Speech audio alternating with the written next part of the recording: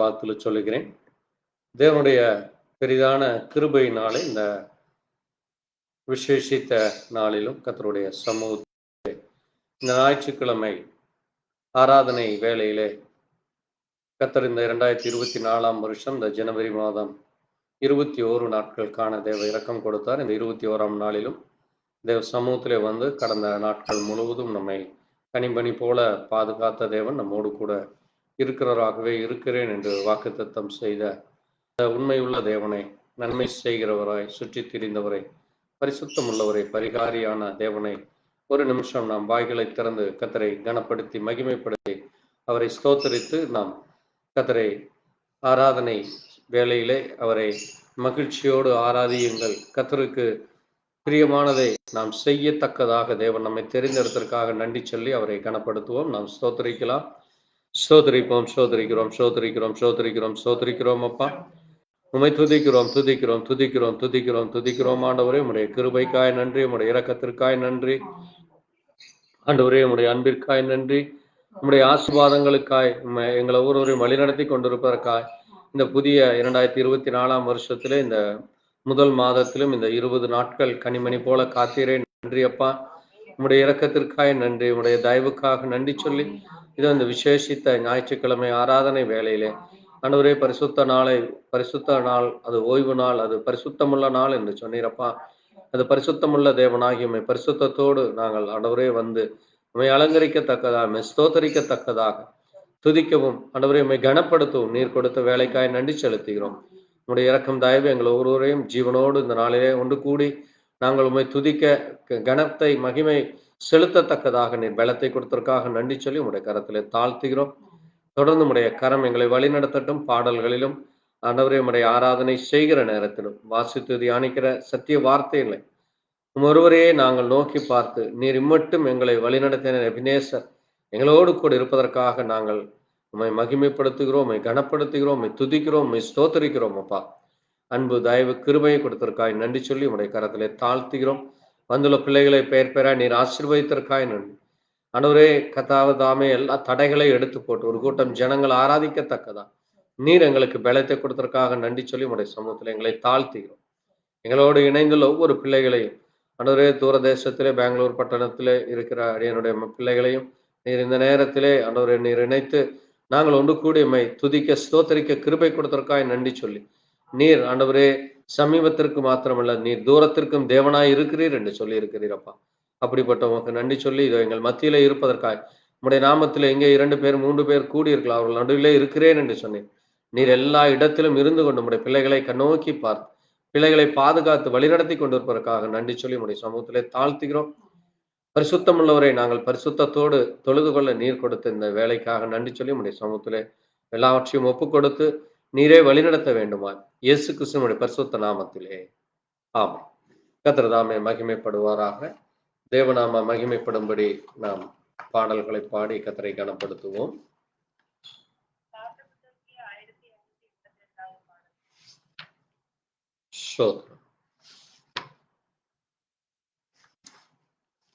ஸ்தோத்திரம் ஆண்டவரே, ஸ்தோத்திரம் ஆண்டவரே, ஸ்தோத்திரிக்கிறோம், ஸ்தோத்திரிக்கிறோம்.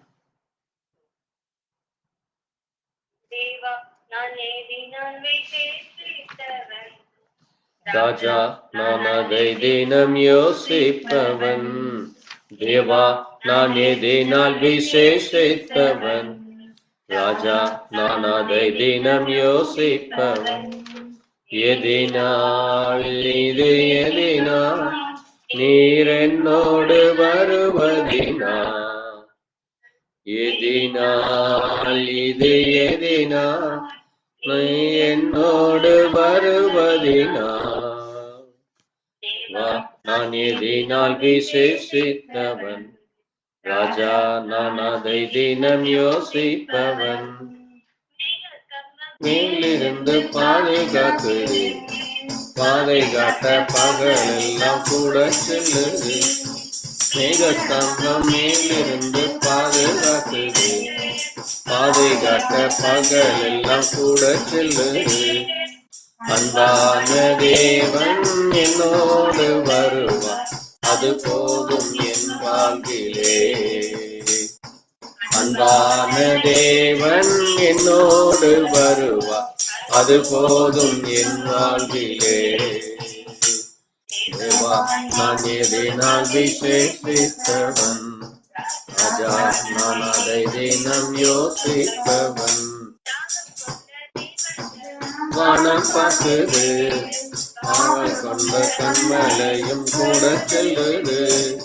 தாகம் கொண்ட தேவகணம் வானம் பார்க்குது, அவள் கொண்ட கண்மலையும் கூட செல்லுது. என் ஏக்கமெல்லாம் என் தேவன் தீர்ப்பார், சந்தோஷம் நான் காணுவேன். என் ஏக்கமெல்லாம் என் தேவன் தீர்ப்பார், சந்தோஷம் நான் காணுவேன். தேவா, நான் எதினால் விசேஷித்தவன், ராஜா, நான் அதை தினம் யோசித்தவன். வாழ்க்கையிலே காசப்புகள் கலந்திட்டாலும், பாசமுள்ள ஒரு மரம் கூட வருது. வாழ்க்கையிலே காசப்புகள் கலந்திட்டாலும், பாசமுள்ள ஒரு மரம் கூட வருது. மாறாவின் நீரை தேனாக மாற், என் நேசர் என்னோடுண்டு. மாறாவின் நீரை தேனாக மாற்றும் என் நேசர் என்னோடுண்டு. தேவா, நான் எதினால் விசேஷித்தவன், ராஜா, நான் அதை தினம் யோசித்தவன். தேவா, நான் எதினால் விசேஷித்தவன், ராஜா, நான் அதை தினம் யோசித்தவன்.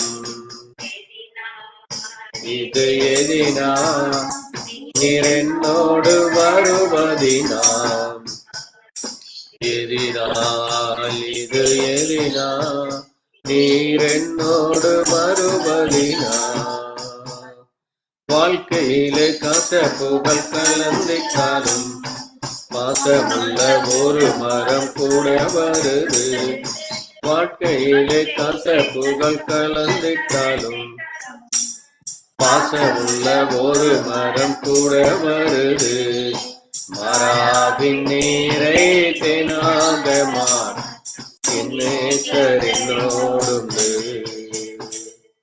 மாறாவின் நீரை தேனாக மாற்றும் என் நேசர் என்னோடுண்டு.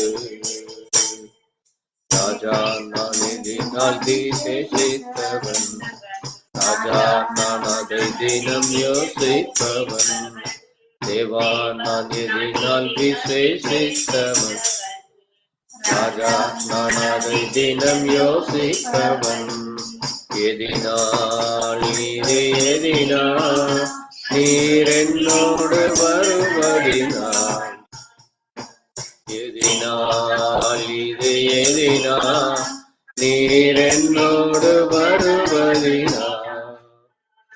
அல்லேலூயா, ஆமென். 1286 இஸ்ரவேலே பயப்படாதே, நானே உன் தேவன் என்கிற பாடலை பாடி, அவர் நம்மை தெரிந்து கொண்டவர், நம்மை பெயர் சொல்லி அழைக்கிறவர், தாய் மறந்தாலும் மறவாதவர், உள்ளங்கையிலே நம்மை வரைந்திருக்கிறவர், அவர் நம்மை ஒருபோதும் மறக்காத தேவன். அப்படிப்பட்ட தேவனை 1286வது பாடல் இஸ்ரவேலே பயப்படாதே என்கிற பாடல் மூலமாய் கர்த்தரை மகிமைப்படுத்து. இஸ்ரவேலே பயப்படாதே, நானே உன் தேவன். இஸ்ரவேலே பயப்படாதே, நானே உன் தேவன். சத்தியமும் ஜீவனும் நானே, வழியும் சத்தியமும் ஜீவனும் நானே. இஸ்ரவேலே பயப்படாதே, நானே உன் தேவன். தாய் மறந்தானே தெரிந்து கொண்டேனே,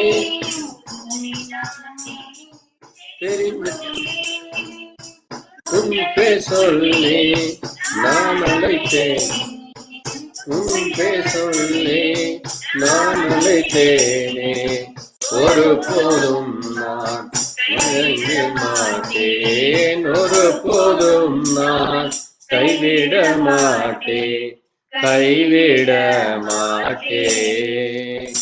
வலியும் சத்தியமும் ஜீவனும் நானே, வலியும் சத்தியமும் ஜீவனும் நானே. இஸ்ரவேலே பயப்படாதே, நானே உன் தேவன். நாளும் நான் மறவேனே, தாய் மறந்தாலும் நான் மறவேனே, தாங்கி உள்ளே உள்ளம் கையில் தாங்கி உள்ளே, ஒரு போதும் நான் மறப்பதில்லை, ஒரு போதும் நான் மறப்பதில்லை, மறந்து போவதில்லை. வலியும் சத்தியமும் ஜீவனும் நானே, வலியும் சத்தியமும் ஜீவனும் நானே. இஸ்ரவேலே பயப்படாதே, நானே உன் தேவன். நேரம் சோர்ந்து விடாதே, சொந்த நேரம் சோர்ந்து விடாதே, கிரீடம் உனக்கு தருவேன், உனக்கு தருவேன், சீக்கிரம் வருவேன், எடுத்து செல்வேன், சீக்கிரம் வருவேன், அழைத்து செல்வேன், என்று ஒளி வீசு. வலியும் சத்தியமும் ஜீவனும் நானே, வலியும் சத்தியமும் ஜீவனும் நானே. இஸ்ரவேலே பயப்படாதே, நானே உன் தேவன்.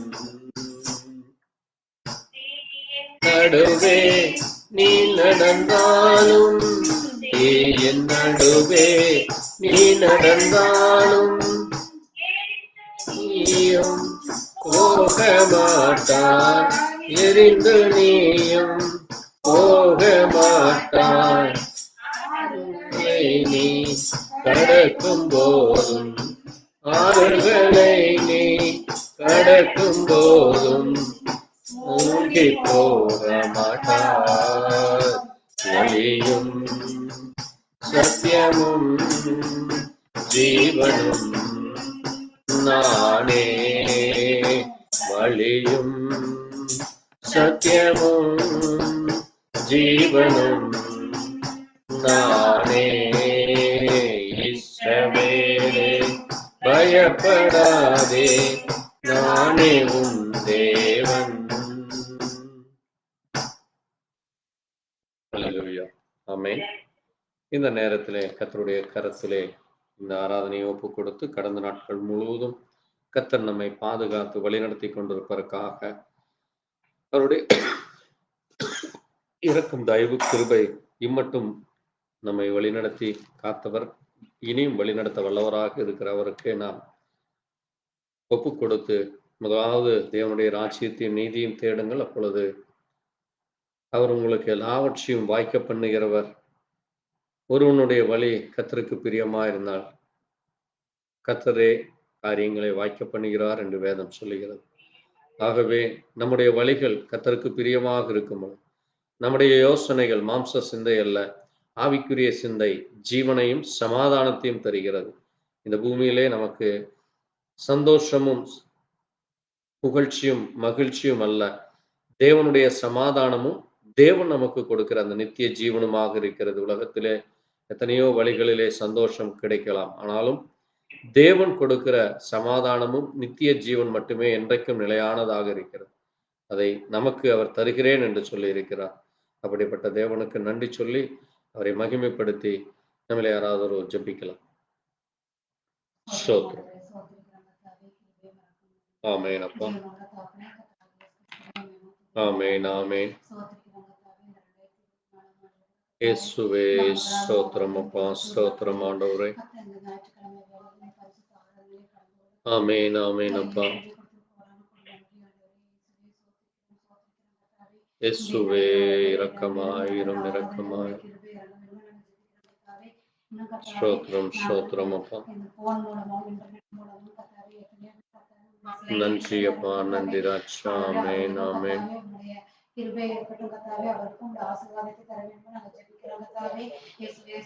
இயேசுப்பா நன்றி ஐயா, நன்றி அப்பா. ஆமென் ஆமென் ராஜா. நன்றி ஆண்டவரே. ஆமென் ஆமென் ஆண்டவரே.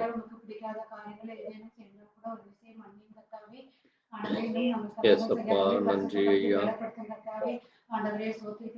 ஆண்டவரே நன்றி அப்பா, நன்றி ஐயா, நன்றி ஐயா. ஆமென் ஆமென் ஆண்டவரே. இயேசுவே தயவாயிரும், தயவாயிரும். ஆமென் ஆமென்.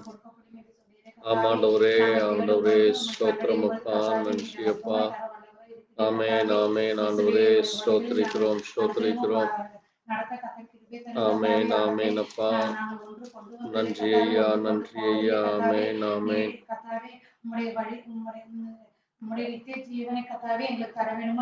ஆமாண்டவரே, ஆண்டவரே ஸ்தோத்திரம், ஸ்தோத்திரம் அப்பா. ஆமென் ஆமென் ஆண்டவரே, ஸ்தோத்திரம், ஸ்தோத்திரம் அப்பா. நன்றி அப்பா, நன்றி ஐயா. ஆமென் ஆமென். நன்றி ஆண்டவரே, நன்றி அப்பா. ஆமென் ஆமென். ஆமாண்டவரே, கிருபை தாரும், கிருபை தாரும் அப்பா. பிரியமாய் இருக்கட்டும் அப்பா. ஸ்தோத்திரம் ஐயா. ஆமென் ஆமென் ஆண்டவரே. மாற்றும் மாற்றும் ரகாய். நன்றி நன்றி நன்றி அப்பா. ஆமாண்டவரே ஸ்தோத்திரம், ஸ்தோத்திரம்,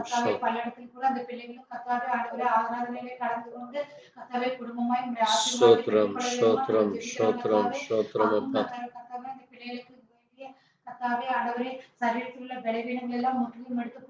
ஆமாண்டவரே நன்றி அப்பா, நன்றி ராஜா, நன்றி ராஜா. ஸ்தோத்திரம், ஸ்தோத்திரம். ஆமாண்டவரே சந்திக்கப்படட்டும், சந்திக்கப்படட்டும். ஆமென் ஆமென். விடுதலை தாரும், விடுதலை தாரும் அப்பா. ஆமென். ஸ்தோத்திரம், ஸ்தோத்திரம் அப்பா. கிருபை, கிருபை ராஜாவே. நன்றி, நன்றி ஐயா. ஆமென். நன்றி ராஜா, நன்றி அப்பா. மனமிறங்கும், தயவாயிரும். ஸ்தோத்திரம், ஸ்தோத்திரம் அப்பா. நிறுத்தும் ஆண்டவரே, தயவாயிரும். ஸ்தோத்திரம், ஸ்தோத்திரம் அப்பா.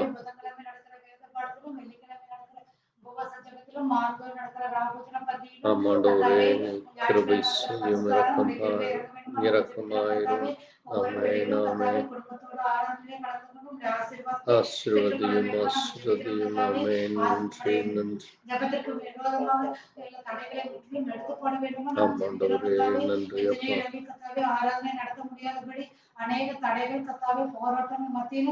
இயேசுவே இரக்கமாயிரும். பங்கு கொண்டிருக்கிறார்கள் கர்த்தாவே, ஆமென் ஆமென் அப்பா. ஆசீர்வாதமும் உம்முடைய சமாதானத்தையும் தர வேண்டுமா ஜெபிக்கிறோம் கர்த்தாவே. ஸ்தோத்திரம், ஸ்தோத்திரம். கர்த்தாவே சமாதானத்தோடு ஆராதிக்க கர்த்தர் கிருபை தாரும், கிருபை செய்யும். ஆமென். ஸ்தோத்திரம். நன்றி ஆண்டவரே. ஆமென். பலப்படுத்தும் அப்பா. ஸ்தோத்திரம் ஆண்டவரே. ஆமென். மகிமையாயிரும், மகிமையாயிரும். ஆமென் ஆமென். ஆமென். தேவன் நம்மை மட்டுமாய் வழி நடத்தினக்காக நன்றி சொல்லி அவரை ஸ்தோத்திரிப்போம். ஸ்தோத்திரம், ஸ்தோத்திரம், ஸ்தோத்திரம் அப்பா. எங்களை பலப்படுத்தினக்காய் நன்றி, மட்டும் வழி நடத்தினக்காய் நன்றி. உங்களுடைய கரம் அணிந்திருப்பதற்காய் ஸ்தோத்திரிக்கிறோம். ஆமென். இன்னுமாய் கூட நம்மள யாராவது ஒருவர் இந்த நாட்களிலே இந்த விசேஷித்த ஞாயிற்றுக்கிழமை நாளை தேசம் எங்கும் இன்றைக்கு தேவனை ஆராதித்து கொண்டிருக்கிற விசுவாச பிள்ளைகள் ஒவ்வொருவரும் விசுவாசத்திலும், அன்பிலும், தைரியத்திலும், பரிசுத்தத்திலும், தேவனை தேடுகிற உணர்விலும் இன்னும் உண்மையான உத்தமமான இருதயத்தோடு தேவனுடைய வார்த்தையின்படி ஜீவிக்கத்தக்கதாக தேவனுக்கென்று கனி கொடுக்கிறவர்களாக இருக்க, அது மட்டுமல்ல ஆராதனையிலே எந்த விதமான தடைகள் இல்லாதபடி நடக்கவும், அதுபோல சபை கூடுதலை விட்டு விலகாதிருங்கள் என்று வேதம் நமக்கு எச்சரிக்கிறது. ஒவ்வொரு வாரமும் நாம் தேவ சமூகத்திலே அந்த வாரம் முழுவதும் நம்மை நீயோ 6 நாள் வேலை செய்து 7ஆம் நாளிலே ஓய்ந்திருப்பா என்று ஆண்டவர் சொல்லி இருக்கிறார். ஆகவே நாம் இந்த 7ஆம் நாளாகி இந்த ஞாயிற்றுக்கிழமை வாரத்தின் 1ஆம் நாளாகி இந்த நாளிலே நம் தேவ சமூகத்திலே நம்மை தாழ்த்தும் பொழுது தேவன் நம்மோடு கூட இருந்து வழி நடத்துகிறார். திங்கள் முதல் நாம் சனிக்கிழமை வரை நாம் வேலை செய்து வருகிறோம். ஆனாலும் தொடர்ந்து கர்த்தர் நம்மை இந்த ஞாயிற்றுக்கிழமை நாளிலே ஆராதனை செய்ய இன்றைக்கு உலகம் முழுவதும் நமக்கு விடுமுறை கிடைத்திருக்கிறது. இந்த விடுமுறை நாளை நாம் ஏதோ உலகத்தானை போல பொழுது கழிக்காதபடி தேவ சமூகத்தில் அமர்ந்திருந்து அன்றைக்கு எப்படி அந்த இஸ்ரவேல் ஜனங்கள் கர்த்தருக்கென்று அந்த நாளை ஒப்பு கொடுத்து பரிசுத்தத்தோடு அங்கே முழுவதுமாக அர்ப்பணித்தது போல இன்றைக்கும் அப்படிப்பட்ட அர்ப்பணிப்பு, அப்படிப்பட்ட ஒரு தேவனை தேடுகிற உணர்வு நம்ம ஒருவருக்கும் கிடைக்கும்படியா, அதுபோல எந்த இடத்திலும் தடைகள் இல்லாதபடி விடுதலையோடு ஆராதிக்க கர்த்தர் இங்கே அங்கே விடுதலை உண்டு என்று சொன்ன வண்ணமாய் விடுதலையோடு ஆராதிக்க கர்த்தர் எல்லா தடைகளை எடுத்து போடும்படியா, பூமியில் உள்ள ஜனங்கள் ஒவ்வொருவரும் மனம் திரும்ப வேண்டும் என்று தேவன் விரும்புகிறார். அது நிறைவேறத்தக்கதாக நாமும் ஜெபிக்க இந்த நேரத்தில் கர்த்தருடைய கருத்தில் ஒப்பு கொடுத்திருக்காக ஆண்களிலே யாராவது ஒருவர் ஜெபிக்கலாம். ஸ்தோத்திரம் ஆண்டவரே. நன்றி.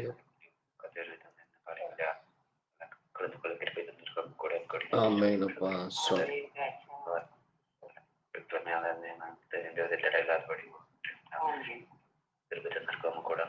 நன்றி அப்பா. ஆமென். ஒவ்வொரு இடத்திலும் நடந்த ஒவ்வொரு கூட்டத்திலே கலந்து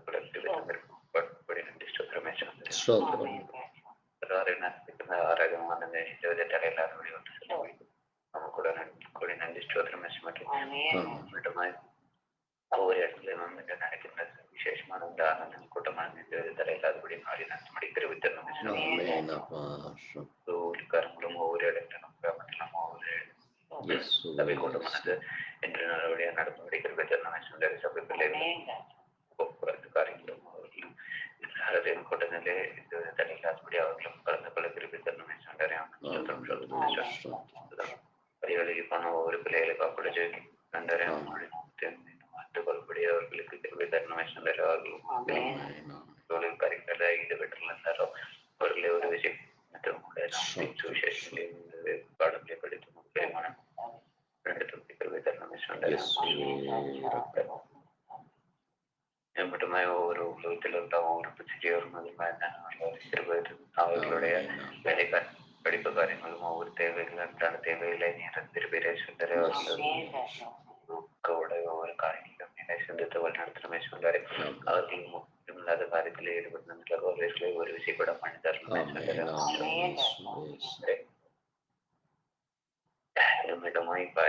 வியாதி படிக்கல இருக்கிற பிள்ளைகளும் குணமாக்கும்படி கருவை தருணமே சென்று ஒரு தந்தை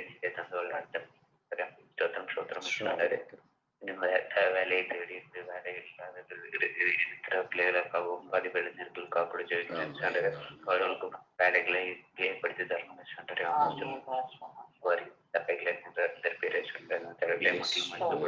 நல்ல வேலைகளை காரியங்களை திருப்பிகளை வழிநடத்தணுமே அதிகாரிகளும் ஒவ்வொரு துறையில இருக்கிறவர்களும் அவர்களும் பெரியமான வழியில மக்களுக்கு தேவை என்ன என்பதை அறிந்து அதற்கான வழியில எல்லா ஆமென். தேவன் நம்ம ஒரு ஜெபத்தை கேட்டதற்காக நன்றி சொல்லுவோம், ஸ்தோத்திரிக்கிறோம். ஸ்தோத்திரம் ஆண்டவரே, உங்களை மட்டும் வழிநடத்தி ஆண்டவரே நாங்கள் ஒருவரையும் விடுதலையோடு ஆராதிக்க ஆண்டவரே எல்லா இடங்களில் இருந்து ஜனங்கள் ஒன்று கூடி உம்மை மகிமைப்படுத்த தேவ கிருபை கொடுத்திருக்காய் நன்றி. எல்லா தடைகளை எடுத்து போடுறக்காய் தொடர்ந்து உடைய இரக்கம் எங்களோடு கூட இருந்து இது இந்த ஆராதனை துவக்கம் முதல் முடிவு வரை நீர் வழிநடத்தி உம்முடைய சிந்தனைகள், உம்முடைய யோசனைகளை நாங்களும் அறிந்து கொண்டு அதன்படி ஜீவிக்கத்தக்கதா எங்களையும் நீர் மகிமைப்படுத்துகிற ஒருவராக இருக்கிறீர். எங்களை கனப்படுத்துகிற ஒருவராக இருக்கிறீர். எங்களை இந்த பூமியிலே ஆண்டவரே தலைகளை நிமிர்ந்து நடக்கச் செய்கிற தேவனாக இருக்கிறீரப்பா. உடைய தயவிலே வழிநடத்தி கொண்டிருப்பதற்காய் ஸ்தோத்திரம். நாங்களும் உடைய ஆண்டவரே பலத்த கரத்தின் கீழ் அடங்கி நடக்க உம்முடைய வார்த்தையின்படி ஜீவிக்கத்தக்கதாக உணர்வை கொடுத்திருக்காய் ஸ்தோத்திரம். தேவ தயவு எங்களுக்கு கொடுத்திருக்காய் ஸ்தோத்திரிக்கிறோம். நீரே மகிமைப்படும். நீர் வழி நடத்தும், ஆசீர்வதியும். உம்முடைய சத்தத்தை கேட்கிற செவிகளையும் இருதயத்தையும் எங்களுக்கு தர வேண்டுமாய். தொடர்ந்து அதை நாங்கள் ஆண்டவரை பெற்றுக்கொண்டு ஜீவிக்க எங்களுக்கு பலன் தர வேண்டுமாய்.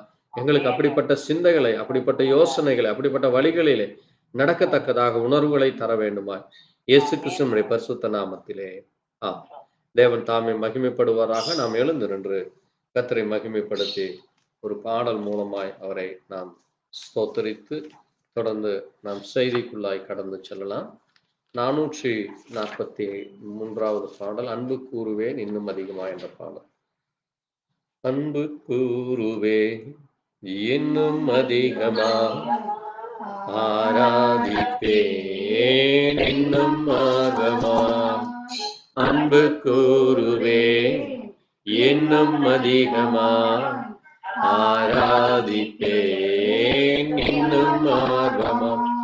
உம்மை முழு உள்ளத்தோடு ஆராதிப்பேன். அன்பு கூறுவேன் ஆராதனை, ஆராதனை,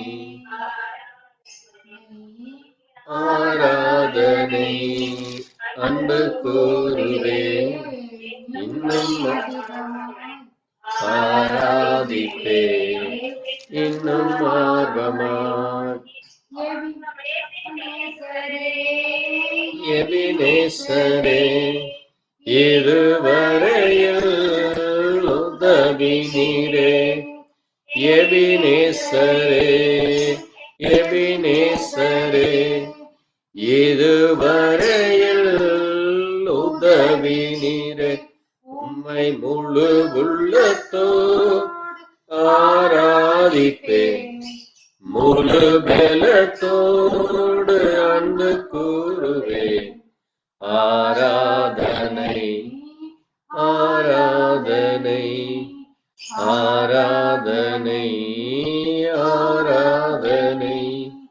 அன்பு கூறுவேன் இன்னும் அதிகமா, ஆராதிப்பேன் இன்னும் ஆர்வமாய்.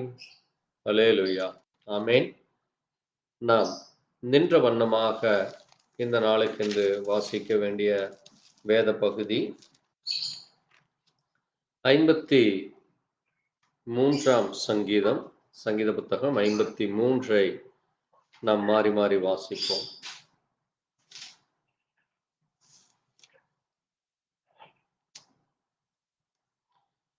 தேவன் இல்லை என்று மதிகேடன் தன் இருதயத்தில் சொல்லிக் கொள்கிறான். அவர் தங்களை கெடுத்து அருவருப்பான அக்கிரமங்களை செய்து வருகிறாள். நன்மை செய்கிறவன் ஒருவனும் இல்லை.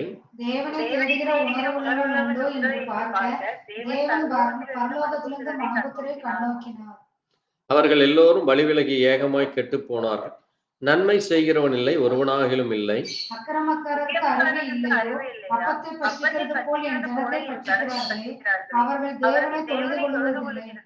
உனக்கு விரோதமாய் பாளையம் இறங்கினுடைய எலும்புகளை தேவன் சிதற பண்ணினபடியால் பயமில்லாத இடத்தில் மிகவும் பயந்தார்கள். தேவன் அவர்களை வெறுத்தபடியாய் நீ அவர்களை வெட்கப்படுத்தினாய். சியோனிலிருந்து இஸ்ரவேலுக்கு ரட்சிப்பார். தேவன் தம்முடைய ஜனத்தின் சிறையிருக்கும் யாக்கோபுக்கு களிப்பும் இஸ்ரவேலுக்கு மகிழ்ச்சியும் உண்டாகும். ஆமென். வாசித்த வார்த்தைகளை கர்த்தர் தாமே ஆசீர்வதிப்பாராக. இந்த நேரத்திலும் நாம் ஒரு மிக முக்கியமான ஒரு செய்திக்குள்ளாக நாம் இன்றைக்கு கடந்து சென்று நாம் இன்றைக்கு தியானிக்க போகிறோம். கர்த்தருடைய பெரிதான கிருபையினாலே நாம் இன்றைக்கு ஒரு மிக அவசியமான, மிக விசேஷமான ஒரு செய்தியை நாம் தியானிக்க போகிறோம். ஏனென்றால் நாம் இன்றைக்கு எந்த நாட்களிலே இருக்கிறோம், என்ன காரியம் நம்மை சுற்றி நடந்து கொண்டிருக்கிறது என்று நாம் இன்றைக்கு விசேஷமாய் நாம் தியானிக்க போகிறோம். வாசிக்கலாம். லூக்கா 21 அதிகாரம். லூக்கா 21.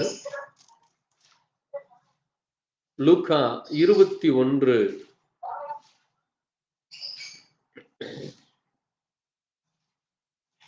20 முதல், லூக்கா 21 20 முதல் 28 வரை நாம் வாசிக்கலாம்.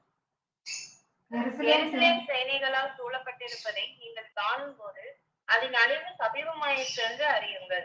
அப்பொழுது யூதேயாவில் இருக்கிறவர்கள் மலைகளுக்கு ஓடி போகவும், எருசலேமில் இருக்கிறவர்கள் வெளியே புறப்படவும், நாட்டுப்புறங்களில் இருக்கிறவர்கள் நகரத்தில் பிரவேசியாமலும் இருக்கவும் கடவர்கள். எழுதியிருக்கிற யாவும் நிறைவேறும்படி நீதியை சரிக்கட்டும் நாட்கள் அவைகளே. அந்நாட்களில் கர்ப்பவதிகளும் பால் கொடுக்கிறவர்களுக்கும் ஐயோ!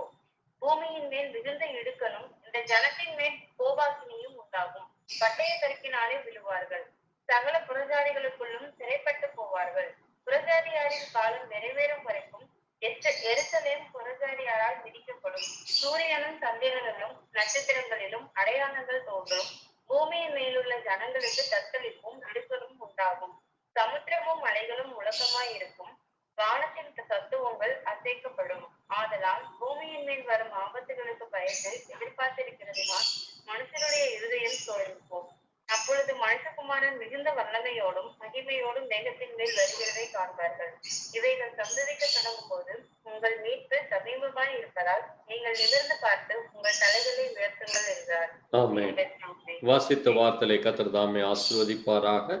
நம்ம ஒரு நிமிடம் கண்களை மூடி ஜெபிக்கலாம். எங்களை நேசிக்கிற எங்கள் நல்ல ஆண்டவரே, வானத்தையும் பூமியும் படைத்த சர்வ வல்லமையுள்ள கர்த்தராகிய இயேசு கிறிஸ்துவே, ஆண்டவரே, இந்த பூமியில என்ன நடக்கும், உம்முடைய நாட்களிலே ஆண்டவரே இந்த எருசலேமானது என்னவாகும், அதற்கு பிறகு புறஜாதிகள் காலம் எப்படி இருக்கும், பிறகு புறஜாதிகளின் காலத்தின் முடிவிலே என்ன நடக்கும், அதற்கு பிறகு இந்த பூமியிலே எப்படிப்பட்டதான காரியங்கள் நடக்கும் என்று நீர் இங்கே தொடர்ச்சியான ஒரு பெரிதான காரியங்களை சொல்லியிருக்கிறீரப்பா.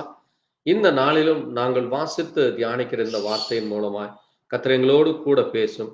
அதனுடைய மகத்துவங்கள், மகிமைகள், இதோ எங்கள் நாட்களில் என்ன நடந்து கொண்டிருக்கிறது, இதற்கு முன்னாய் என்ன நடந்தது, இனி என்ன நடக்கும் என்ற அந்த 3 கேள்விகளுக்கான பதிலை இந்த நேரத்திலே தியானிக்கிற வேளையிலே கர்த்தர் தாமே எங்களோடு கூட பேசும்.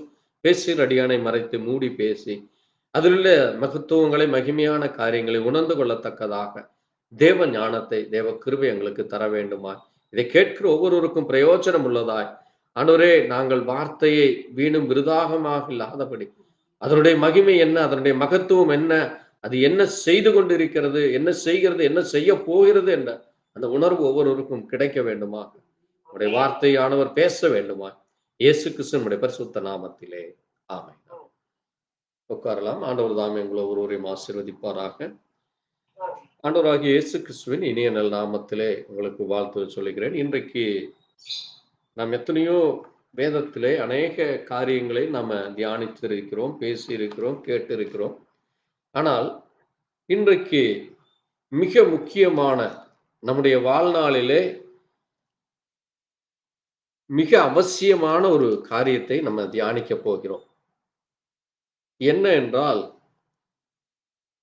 வேதம் நமக்கு சொல்லுகிறது, நீங்க வாசிங்க, மல்கியா வாசிக்கலாம். மல்கியாவிலே சீக்கிரம் எடுத்து வாசிக்கலாம். மல்கியா 2ஆம் அதிகாரம் 15 வாசிக்கலாம். அவர் ஒருவனை அல்லவா படைத்தார், ஆவி அவரிடத்தில் பரிபூரணமாய் இருந்ததே, பின்ன ஏன் ஒருவனை படைத்தார்? தேவ பக்தியுள்ள சந்ததியை பெறும்படிதானே. ஆகையால் ஒருவரும் தன் இளவயதின் மனைவிக்கு துரோகம் பண்ணாதபடிக்கு உங்கள் ஆவியை குறித்து எச்சரிக்கையாய் இருங்கள். அடுத்தது 10ஆம் வசனத்தை வாசிக்கலாம். இதே அதிகாரம் 10ஆம் வசனத்தை வாசிக்கலாம். நம் எல்லோருக்கும் ஒரே பிதா இல்லையோ, ஒரே தேவன் நம்மை சிருஷ்டித்ததில்லையோ, நாம் நம்முடைய பிதாக்களின் உடன்படிக்கையை பரிசுத்த குலைச்சலாக்கி அவனவன் தன் சகோதரனுக்கு துரோகம் பண்ணுவானே. போதும் பாருங்க, வேதம் இது ஒரு மகத்துவமான ஒரு புத்தகம். இந்த புத்தகமானது உலகத்திலே இன்றைக்கு கோடிக்கணக்கான புத்தகங்கள் இருக்கிறது. ஆனால் இந்த புத்தகத்தை மட்டும், இதை பரிசுத்த வேதம் என்று மட்டுமே எல்லோரும் ஏற்றுக்கொள்கிறார்கள். ஏனென்றால் இது தேவனுடைய வாயில் வார்த்தையாக இருக்கிறது. ஆமென். ஏனென்றால் தேவன் யாராக இருக்கிறார்? வார்த்தையாக இருக்கிறார். ஆதியிலே வார்த்தை இருந்தது, அந்த வார்த்தை தேவனாயிருந்தது, அந்த வார்த்தை மாம்சமானது. ஆமென். பாருங்க, அப்போ இந்த வேதம் இது ஒரு பரிசுத்தம் உள்ளது. இந்த வேதத்தை நமக்கு கொடுத்தவர் தேவன். அவர் பரிசுத்தம் உள்ள தேவன். அது மட்டுமல்ல, அவர் ஒரே தேவன். அவர் எப்படிப்பட்டவர்? ஒரே ஒரு தேவன். இன்னைக்கு மனிதர்கள் என்ன வேண்டுமானாலும் சொல்லலாம், எப்படி வேண்டுமானாலும் பேசலாம், அது போகட்டும். ஆனால் அந்த தேவன் அவர் நமக்கு பிதாவாக இருக்கிறார். அவர் யாராக இருக்கிறார்? நம்முடைய பிதா, நம்மை உண்டாக்கினவர். எப்படி? நம்முடைய பிதா என்றால் என்ன? ஃபாதர். நம்முடைய தகப்பனை நாம் என்ன சொல்லுகிறோம்? ஃபாதர் என்கிறோம் ஆங்கிலத்திலே. தமிழிலே பிதா, தகப்பன் என்று சொல்லுகிறோம். அப்போ தேவன் தான் நமக்கு தகப்பன். இந்த தகப்பன் எவ்வளவு பேரை படைச்சாராமா? ஒருவனை அல்லவா படைத்தார். அநேகம் பேரை படைக்கல. எத்தனை பேரை படைக்கல? ஆயிரக்கணக்கான பேரை அவர் படைச்சு அங்க ஒவ்வொருத்தருக்கிட்டையும் ஒவ்வொரு பாகுபாடு அவர் காட்டல. ஆமென். இன்றைக்கு மனிதர்கள் தான் தங்களை பாகுபாடு படுத்தி கொண்டு தங்களை ஜாதி ரீதியாய், மத ரீதியாய், இன ரீதியாக தங்களை பிரிச்சிட்டு தாங்கள் செய்கிறது, பேசுவது, நடந்து கொள்வது, அல்லது தாங்கள் நினைப்பது தான் சரி, தாங்கள் செல்லுகிற பாதைகள் தான் சரி, தாங்கள் என்ன செய்கிறோமோ அதுதான் மற்றவர்களும் செய்ய வேண்டும் என்று இன்னைக்கு நடந்து கொண்டிருக்கிறாங்க. ஆனா ஆண்டவர் சொல்றாரு பாருங்க, நம்முடைய தேவன் என்ன செய்தாராமா? நம்முடைய பிதாக்களுக்கு ஒரு உடன்படிக்கையை கொடுக்கிறார். என்ன கொடுக்கிறார்? உடன்படிக்கையை கொடுக்கிறார். சரி, இப்போ நம்ம செய்திக்குள்ளாக போகலாம். பாருங்க, தேவன் இந்த ஒரு மனிதனை படைத்த பொழுது இந்த மனிதன் என்ன ஆகிவிட்டான்? அவன் தனிமையாக இருக்கிறது நல்லதல்ல என்று அவன் அந்த மனிதனுக்காக தேவன் அந்த ஆதாமுக்கு ஒரு துணையை கொடுக்கிறார். அந்த துணை என்ன செய்து விடுகிறது? தேவ சத்தத்திற்கு கீழ்ப்படியாதபடி அங்கே தேவனாலே படைக்கப்பட்ட தேவனுடைய உபசிருஷ்டியான அந்த பிசாசினுடைய, சாத்தானுடைய அந்த தந்திரசாலியை உடைய சத்தத்திற்கு கீழ்ப்படிந்ததினாலே இந்த பூமியில என்ன வந்தது? மரணம் வந்தது, பாவம் வந்தது. எந்த ஒரு மனிதனும் தேவனுடைய வார்த்தையை தள்ளி விடும் பொழுது, கவனமாக கேளுங்கள், தேவனுடைய வார்த்தையை யாரானாலும் சரி, நீங்க தேவனுடைய வார்த்தையை படி சரியாக ஜீவிக்கவில்லை என்றால் நீங்க முதலாவது என்ன செய்கிறீங்க? தேவனை விட்டு வழி விலகிறீங்க. இல்லையே, நான் ஆண்டவருடைய வார்த்தையின்படி தானே ஜீவிக்கிறேன், ஆண்டவர் சொல்றது தானே கேட்கிறேன் என்றால் வேதத்திலே சொல்லப்பட்ட எல்லா காரியங்களும் எல்லா மனிதனுக்கும் பொருந்துகிறதாக இருக்கிறது. அப்ப அந்த வார்த்தையின்படி நீங்கள் நடக்கவில்லை என்றால் அது என்ன செய்கிறது? தள்ளி விடுகிறதாகிறது. அப்ப அந்த வார்த்தை தள்ளி விடுவதனாலே என்ன செய்யப்படுகிறோமா? நம்ம தேவனுக்கு துரோகம் செய்கிறோம். அதைத்தான் அங்கே ஒருவன் தன் இளவயதின் மனைவிக்கு அவளை தள்ளிவிட்டு துரோகம் செய்கிறான், அல்லது அவளுக்கு விரோதமாக அவளுக்கு பிடிக்காத காரியங்களை செய்து அவளை ஏமாற்றுகிறதாக இருக்கிறது. சரி, இப்போ நாம இன்னைக்கு தியானிக்க போகிற செய்தியின் தலைப்பானது என்ன என்றால், புறஜாதியினுடைய காலம். அது எப்போ துவங்கப்பட்டது? புறஜாதி என்றால் யார்? இந்த புறஜாதிகளுடைய முடிவு என்ன என்று நம்ம இன்னைக்கு தியானிக்க போகிறோம். ஏனென்றால் இயேசு கிறிஸ்து அங்க நம்ம அந்த லூக்கால வாசிக்கிறப்ப 3 காரியங்களை சொல்றார். அந்த எருசலேம் பட்டணம், தேவனுடைய ஆலயம் இருந்த அந்த எருசலேம் பட்டணம் என்ன செய்யப்படுமாமா? புறஜாதிகளால் மிதிக்கப்படும். அந்த எருசலேம் பட்டணம் என்ன செய்யப்படும்? புறஜாதிகளால மிதிக்கப்படும். பிறகு அநேக நாட்களுக்கு பிறகு என்ன செய்யப்படுமாமா? அது திரும்பவும் வாசிங்க, அந்த வசனத்தை வாசிங்க. அங்க சொல்லப்பட்ட காரியங்களை நம்ம தொடர்ச்சியாக ஒரு சில வாரங்கள் நம்ம தியானிக்க போகிறோம். ஏனென்றால் அதுல அநேக மகத்துவமான காரியங்கள் இருக்கிறது. அதை நம்ம தொடர்ச்சியாக நம்ம தியானிக்க போகிறோம். பாருங்க, புறஜாதி எருசலேம் சேனைகளால் சூழப்பட்டு அதன் அழிவு சமீபம் ஆயிற்றுங்கிறார். அதனுடைய அழிவு சமீபம் ஆயிற்று.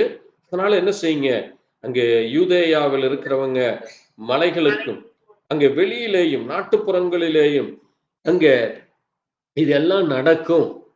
அது மட்டுமல்ல, கர்ப்பவதிகளுக்கும் பால் கொடுக்கிறவர்களுக்கும் பூமியின் மேல அங்கே இடுக்கணும், அங்கே கோபாக்கினையும் பட்டயம் என்றதா போர் நடக்கும். அது மட்டுமல்ல, இந்த இஸ்ரவேல் ஜனங்கள், இந்த எருசலேமில் இருக்கிற யூதர்கள் என்ன செய்யப்படுவார்களாமா, சகல புறஜாதிகளுக்குள்ளும் சிறைப்பட்டு போவார்கள். சகல புறஜாதிகளுக்குள்ளும் சிறைப்பட்டு போவார்கள். பாருங்க, இப்ப இங்க கவனமா கேளுங்க. புறஜாதிகளுக்குள்ளே இந்த இஸ்ரவேலர்கள் சிறைப்பட்டு போகிறது ஒரு காலம். முதலாவது அவர்கள் இருந்த தேசத்திலிருந்து துரத்தப்படுகிறது. அந்த தேசமானது புறஜாதிகளாலே கைப்பற்றப்படுவதும், அந்த இஸ்ரவேல் தேசம் என்ன செய்யப்படுகிறது, அந்த எருசலேம் தேசம், எருசலேம் அந்த தலைநகரம் என்ன செய்யப்படுகிறது ஆவதாமா, புறஜாதிகளாலே கைப்பற்றப்படுவதும், பிறகு அது என்ன செய்யப்படுமாமா, முற்றிலுமாக அவர்களுடைய கண்ட்ரோல் வந்து அந்த தேவ ஆலயம் முற்றிலும் இடிக்கப்பட்டு அங்கே முழுவதுமாக யூதர்களோ அல்லது இஸ்ரவேலர்களோ இல்லாதபடி அவர்கள் அந்த தேசத்தை விட்டு துரத்தப்பட்டு எல்லா நாடுகளுக்கும் சிதறி அடிக்கப்பட்டு ஓடி போய் சிறைப்பட்டு போவார்கள். இது ஒரு குறிப்பிட்ட காலம் நடக்கும். இந்த புறஜாதிகளுடைய காலமும் நிறைவேறுமாம். இரண்டாவது என்னது, புறஜாதிகளுடைய காலமும் நிறைவேறும். ஏனென்றால் அது எருசலேம் வந்து புறஜாதிகளால மிதிக்கப்பட்டு இது நடந்த பிறகு ஆண்டவர் என்ன செய்கிறாராமா, இந்த சூரியனையும் பூமியும் அங்கே ஜனத்தின் மேல தத்தளிப்பும் அங்கே அநேக காரியங்களே அங்கே தேவன் உண்டு பண்ணி பிறகு இந்த ஜனங்கள் என்ன செய்கிறார்களாமா, மறுபடியுமாக திரும்பி வருகிறார்களாமா. நீங்க அதுல பார்த்தீங்கன்னா 29ஆம் வசனத்தை ஆண்டவர் சொல்றார், ஒரு உவமையாய் சொல்லுகிறார். அத்திமரத்தை குறித்து ஒரு உவமை சொல்லுகிறார். அத்திமரம் எப்பொழுதும் யாருக்கு அடையாளமாக இருக்கிறது, இஸ்ரவேலர்களுக்கு அடையாளமாக இருக்கிறது. அப்ப ஆண்டவர் சொல்றாரு, இந்த அத்திமரத்தை நீங்க பாக்குறீங்களே, அவைகள் இப்ப என்ன ஆயிற்று, முற்றிலுமாக வெட்டப்பட்டாச்சு. அப்படின்னா என்னது, இஸ்ரவேல் ஜனங்கள் அங்கே எருசலேமை விட்டு துரத்தப்பட்டாச்சு. பிறகு எப்படி ஒரு மரமானது மறுபடியும் தலைக்கிறதோ, நீங்கள் மரத்தை பாருங்க, வேற விட்டுட்டு அந்த பூமிக்கு மேல இருக்கிறத வெட்டுனீங்கன்னா மீண்டும் அந்த பூமியில் இருந்து அது என்ன செய்யும், முளைத்து வரும். ஏன்னா வேரோட புடுங்கல. கவனமாக புரிந்து கொள்ள வேண்டும். தேவன் என்ன செய்யல, அவர்களை வேரோடு அழிக்கல. புரியுதா உங்களுக்கு? அவர்கள் என்ன செய்யப்பட்டார்கள், புறஜாதிகளுக்குள்ள சிறைப்பட்டுத்தான் போறாங்க. அப்போ ஒரு இஸ்ரவேலர்கள் என்கிற ஒரு கோத்திரம், அந்த 12 கோத்திரமும் அதுல யூதர்களும் அடங்கி இவர்கள் எல்லாரும் எல்லா தேசங்களுக்கும் பரவி செல்றாங்க. அந்த யூதர்கள் எல்லா தேசங்களுக்கும் பரவி சென்று அங்கே ஜீவித்து கொண்டிருக்கிறார்கள். அவர்கள் அழிந்து போகவில்லை. அவர்கள் இந்த அத்திமரம் எப்படி வெட்டப்பட்டு அது மறுபடியும் தலைக்கிறதோ அதை போல மறுபடியும் இவர்கள் தலைத்து, பாருங்க சொல்றாரு, அவைகள் தளிர்க்கிறதை நீங்கள் காணும் பொழுது வசந்த காலம் சமீபமாயிற்று, அப்படியே இவைகள் சம்பவிக்கும், தேவனுடைய ராஜ்யம் சமீபமாயிற்று என்று அங்கே சொல்றார். அது மட்டுமல்ல, அங்க தொடர்ந்து வேதத்திலே இதை குறித்து ஒவ்வொரு இடத்துல அவர் பிரிச்சு பேசுறார். இந்த வேதம் முழுவதும் தேவன் ஒவ்வொரு தீர்க்கதரிசிகள் மூலமாக ஒவ்வொரு காரியங்களை ஒவ்வொரு இடங்களில அவர் வைத்திருக்கிறத நம்ம வேதத்துல நம்ம கவனிக்கிறோம். இப்போ இந்த புறஜாதிகள் என்றால் யார்? ஏன்னா தேவன் படைத்தது யாரை? ஒரே ஒரு மனிதனை. எவ்வளவு பேரை படைச்சாரு? ஒரே ஒரு மனிதனைத்தான் படைக்கிறார், ஆதாமை. பிறகு எப்படி புறஜாதிகள் என்று வந்தார்கள், இஸ்ரவேலர்கள் என்று ஏன் அவர்களுக்கு பெயர் கொடுக்கப்பட்டது என்று நமக்கு தெரியும். ஏனென்றால் அங்கே ஆதாமுடைய மனைவி ஆகிய ஏவாள் தவறு செய்ததன் மூலமாக இந்த பூமியிலே பாவம் பிறக்கிறது. கவனமாக கேளுங்க, ஏனென்றால் இது மிக அவசியமான செய்தி. இதை உங்களுடைய இருதயத்திலே நீங்கள் பதிந்து கொள்ளும் பொழுது மட்டுமே நாம் யார், ஏன் இன்றைக்கு இந்த பூமியில இத்தனை பிரச்சனைகள் நடந்து கொண்டிருக்கிறது, ஏன் இத்தனை குழப்பங்கள், ஒவ்வொரு நாளும் நம்முடைய ஜீவியத்திலே பிரச்சனைகள், குழப்பங்கள், போராட்டங்கள், பிரச்சனை இல்லாத மனிதனே இல்லை. அவன் எவ்வளவு பெரிய விசுவாசம் உள்ளவனானாலும் அவனுடைய ஜீவியத்தில் என்ன இருக்குது? பிரச்சனைகள் வந்து கொண்டே இருக்கிறது. அவனை சுற்றி ஒரு போராட்டம் நடந்து கொண்டே இருக்கிறது. குடும்பமானாலும் சரி, வேலைக்கு செல்கிற இடத்திலும் சரி, அங்கே சரீர பிரகாரமும் சரி. நீங்க அப்படியே சிறு குழந்தையா இருக்கு, முதல்ல நீங்க தாயின் கர்ப்பத்துல பிறக்கிறீங்க, கர்ப்பத்தில் இருந்து உருவாக வந்து நீங்க குழந்தையா பிறக்கிற வரைக்கும் ஒரு பெரிய போராட்டம் நடக்கிறது. அந்த 10 மாதமும் ஒரு பெரிய போராட்டம் நடக்கிறது. ஏனென்றால் அந்த கருவில் இருக்கிறப்ப உங்களுடைய தாய்க்கு நல்ல உணவு கிடைக்கவில்லைன்னா அந்த குழந்தை எப்படி இருக்கும்? ஒரு பலவீனம் உள்ள குழந்தையா பிற. ஒரு கால் அது கண் குருடாகவோ, அல்லது அந்த குழந்தைக்கு வேண்டிய சத்து இல்லாதனால அந்த குழந்தையால எழுந்து நடக்க முடியாதாகவோ, அல்லது கர்ப்பமே அங்கே சிறு இது நாட்கள்ல அழிந்து போகிறதாக கூட இருக்கும். அதான் என்னது வேதம் சொல்லுது, முதிரா பிண்டம். அப்படியே அந்த வயிற்றில அழிந்து போகிற எத்தனையோ கோடிக்கணக்கான பிள்ளைகள் இன்றைக்கு இருக்கிறாங்க கருக்கலைப்பினால.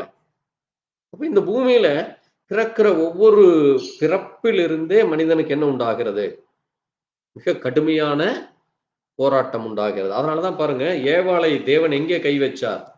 வாசிங்க ஆதியாகம புஸ்தகம் 3ஆம் அதிகாரத்துல வாசிங்க. ஆதியாகமம் 3:16 வாசிக்கலாம். அவர் ஸ்திரீயை நோக்கி, நீ கர்ப்பவதியா இருக்கும் போது உன் வேதனையை மிகவும் பெருக பண்ணுவேன், வேதனையோட பிள்ளை பெறுவாய், உன் ஆசை உன் புருஷனை பற்றி இருக்கும், அவன் உன்னை ஆண்டு கொள்வான் என்றார். பாருங்க, நீ கர்ப்பவதியாக இருப்பதே உனக்கு வேதனைகள் ஆரம்பிக்கிறது, வேதனை பெருகும்ங்கிறார். அப்ப ஒரு குழந்தை கர்ப்பத்தில் இருந்தே அந்த பிரச்சனைகள் ஸ்டார்ட் ஆகிறது. நான் சொல்றது உங்களுக்கு புரிஞ்சுக்குங்க. அப்போ முதல் தாயாகிய ஏவாளுடைய அந்த தவறினாலே அங்கே கர்ப்பத்தில் இருந்தே அந்த பிரச்சனைகள் ஸ்டார்ட் ஆகுது. பாருங்க, தேவன் ஆதாமை அடிக்கல. கவனமா கேளுங்க. ஏனென்றால் அதை நீங்க புரிஞ்சு கொள்ள வேண்டும். ஏனென்றால் ஆதாம் யாரா இருக்கிறா? தேவனாலே நேரடியாக சிருஷ்டிக்கப்பட்டவன். ஆமென். ஆதாம் யாரு? தேவனாலே நேரடியாக சிருஷ்டிக்கப்பட்டவன். இந்த காரியத்தை நீங்கள் புரிந்து கொண்டால் மட்டுமே ஏன் இத்தனை பிரச்சனைகள் நடக்குதுன்னு தெரிந்து கொள்ள முடியும். நாமும் யாராக இருக்கிறோம்? விசுவாசிகள் யாரா இருக்கிறாங்க? தேவனாலே முன்குறிக்கப்பட்டவர்கள். ஆமென். உங்களுக்கு வித்தியாசம் புரியுதா? ஏன் எல்லாருக்கும் பிரச்சனைகள் வருது, ஆனால் நமக்கு பிரச்சனைகள் வருகிற மாதிரி இருக்கும், ஆனால் அது நம்மை ஒன்றும் சேதப்படுத்தாது. ஆமென். அதுதான் விசுவாசம். அதுதான் விசுவாசிக்கும் அவிசுவாசிக்கும் பாவனை விசுவாசிக்கும் உள்ள வித்தியாசம். நீங்க இன்றைக்கு பாவனை விசுவாசிகள் என்ன செய்வார்கள் என்றால், இங்க இருமனம் உள்ளவர்களாக இங்க பாதி அங்க பாதி இருப்பாங்க. உலகத்தானை போல வேஷம் போட்டு திரிவாங்க. அவன் தான் யாரு? பாவனை விசுவாசி. அவனுக்குள்ள என்ன இருக்காது? முழு விசுவாசமே இருக்காது. அவன் சோதனையை சகிக்க மாட்டான். ஆண்டவர் சொல்றாரு, சோதனையை சகிக்கிறவன் பாக்கியவான். அப்ப நமக்கு சரீர பிரகாரமாக வியாதிகள் வர்ற மாதிரி இருக்கும், ஆனால் நம்மை கொன்று போடாது. ஆமென். நமக்கு பிரச்சனைகள் வர்ற மாதிரி இருக்கும். குடும்பத்துல பாத்தீங்கன்னா அங்கே பஞ்சம், பசி, பட்டினி நம்மை சுத்தி போராட்டம் நடக்கிற மாதிரி இருக்கு. நீதிமான் அப்பத்துக்கு அலைந்து திரிந்ததில்லை, ஏனென்றால் கர்த்தரின் மேய்ப்பராய் இருக்கிறார். ஆமென். அவர் என்னை எங்க நடத்துவாரு? புல்லுள்ள இடங்களிலே. பாருங்க, நமக்கு என்ன வேண்டுமோ அதை தருவார். ஒரு புருஷன் விசுவாசத்திலே உறுதியா இருக்கும் பொழுது, அந்த மனைவியும் அதே விசுவாசத்தில் இருக்கும் பொழுது, அந்த பிள்ளைகளும் அதே விசுவாசத்தில் இருக்கும் பொழுது, அங்கே ஒரு சேதமும் அணுகாது. அதனாலதான் பாருங்க, ஆண்டவர் சொல்றாரு, எங்கே 2 பேர் 3 பேர். ஆமென். 2 பேர் 3 பேர் என்பது யாரு? கணவன், மனைவி, பிள்ளைகள்.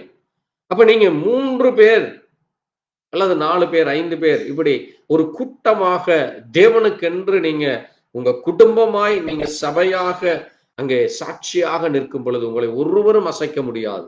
உங்களை சுற்றிலும் வேலி அடைக்கப்பட்டிருக்கும். ஆமென். அப்ப இது பாருங்க, இங்க தேவன் என்ன செய்தார்? அங்கே கற்பத்தில் இருந்தே பிரச்சனைகள் வருகிறது.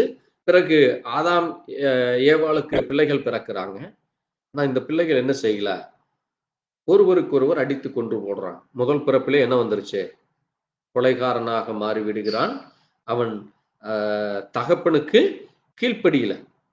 ஏன்னா நிச்சயமா ஆதாம் ஏவாள் சொல்லியிருப்பாங்க காயினை பார்த்து, டே உன் தம்பிடாம அவனை நீ பத்திரமா பார்த்துக்க, உன் தம்பி அவனை நீ என்ன பார்த்துருக்கணும், பத்திரமா பார்த்துருக்கணும். பாருங்க, அதைத்தான் இங்க நீங்க வாசித்தீங்க. இங்க நீங்க வாசிக்கிறப்ப, மத்தேயுல நம்ம வாசிக்கிறப்ப என்ன வாசித்தோம், நம்ம என்ன வாசித்தோம், உன் சகோதரனை என்ன செய்ய வேண்டும் அம்மா.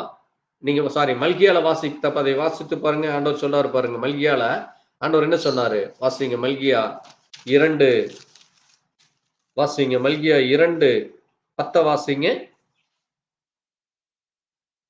நம்ம எல்லோருக்கும் ஒரே பிதா இல்லையா, ஒரே தேவன் நம்மை சிருஷ்டித்து இல்லையா, நம்முடைய பிதாக்களின் உடன்படிக்கை பரிசுத்த குலைச்சலாகி அவனவன் தன் தன் சகோதரனுக்கு துரோகம். அப்போ காயின் என்ன செய்தான், தன்னுடைய சொந்த சகோதரனுக்கு ஆபேலுக்கு துரோகம் பண்ணி அவனை கொலை செய்து போட்டான்.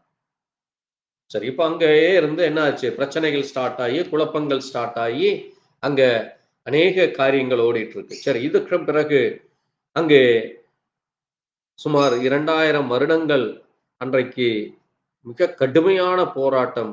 அங்கே முழுவதுமாக மனுஷனுடைய இருதயம் என்ன ஆயிற்று, அக்கிரமங்களிலும் பாவங்களிலும் பெருகினதுனால தேவன் என்ன செய்தார், நோவாவிடத்தில் இரக்கம் பாராட்டி நோவாவின் குடும்பத்தை அங்கே தேவன் என்ன செய்தார், அங்கே மற்றவர்களுக்கு முன்பாக நீங்க ஒரு பேழையை கட்டுங்க, இந்த பேழைக்குள்ள எல்லாரையும் வர வைங்க, வர்றவங்களை நீங்க கூப்பிடுங்க என்று சொல்லி நோவாவிடத்துல சொல்லும் பொழுது நோவா 120 வருடங்கள் பிரசங்கித்தார்.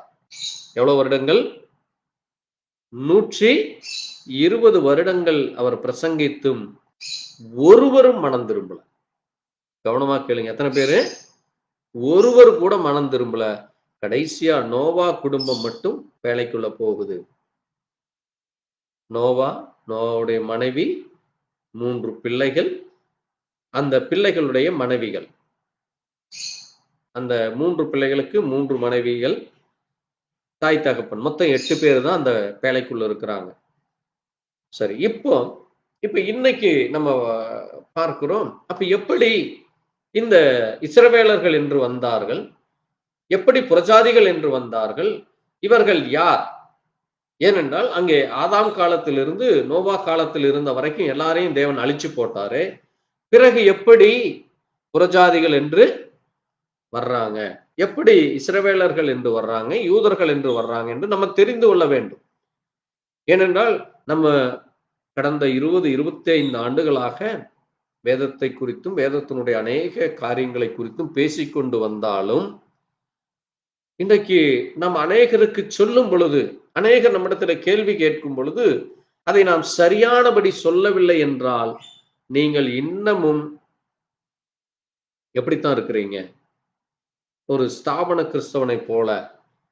ஒரு வருஷத்துக்கு ஒருக்கா அங்கே கிறிஸ்துமஸ் அன்னைக்கு சர்ச்சுக்கு போறதோ, நியூ இயர் அன்னைக்கு சர்ச்சுக்கு போறதோ, அல்லது அந்த உயிர்த்தெழுந்த ஈஸ்டர் அன்னைக்கு சர்ச்சுக்கு போற ஒரு பாவனை விசுவாசி மாதிரி தான் இருப்போம். அப்ப நம்முடைய ஜீவியம் அப்படிப்பட்ட ஜீவியமே அல்ல. ஏனென்றால் தேவன் நமக்கு ஒரு பொறுப்பை கொடுத்திருக்காரு. அது என்ன என்று நம்ம இன்னைக்கு தியானிச்சு அது எப்படி என்று நம்ம இன்னைக்கு நம்ம பார்க்க போகிறோம். கவனமா பாருங்க. இப்போ நோவாவின் நாட்களிலே நோவாவுடைய மனைவி, பிறகு அந்த 3 பிள்ளைகள் பிறக்கிறாங்க. 3 பிள்ளைகள் தான் இங்கே காப்பாற்றப்படுகிறாங்க. நீங்க சீக்கிரம் எடுங்க வேதத்துல, ஆதியாகமத்துல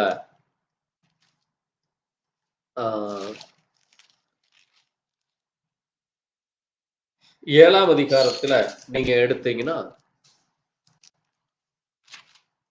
7ஆம் அதிகாரம் வேண்டாம், 9ஆம் அதிகாரம் எடுங்க. ஆதியாகமம் 9ஆம் அதிகாரம் 3 பிள்ளைகளை குறித்து இருக்கு. வாசிங்க, வாசிக்கலாம், சீக்கிரம் எடுத்து வாசிங்க. 1ஆம் வசனம், இல்லாட்டி 10ஆம் அதிகாரம் 1ஆம் வசனத்தை வாசிங்க. நோவாவின் குமாரராகிய ஆ. சேம், காம், யாப்பேத் என்பவர்களின் வம்ச வரலாறு. ஆ. ஜலப்பிரளயத்துக்கு பின்பு அவர்களுக்கும் குமாரர் பிறந்தார்கள். போதும். இப்போ இந்த நோவாவின் நாட்கள் இப்ப தொடங்குது. ஏனென்றால் இந்த பூமியில யாருமே இல்ல. நோவாவை குடும்பத்தை தவிர இந்த பூமியில யாருமே இல்ல. கவனமா புரிஞ்சுக்குங்க.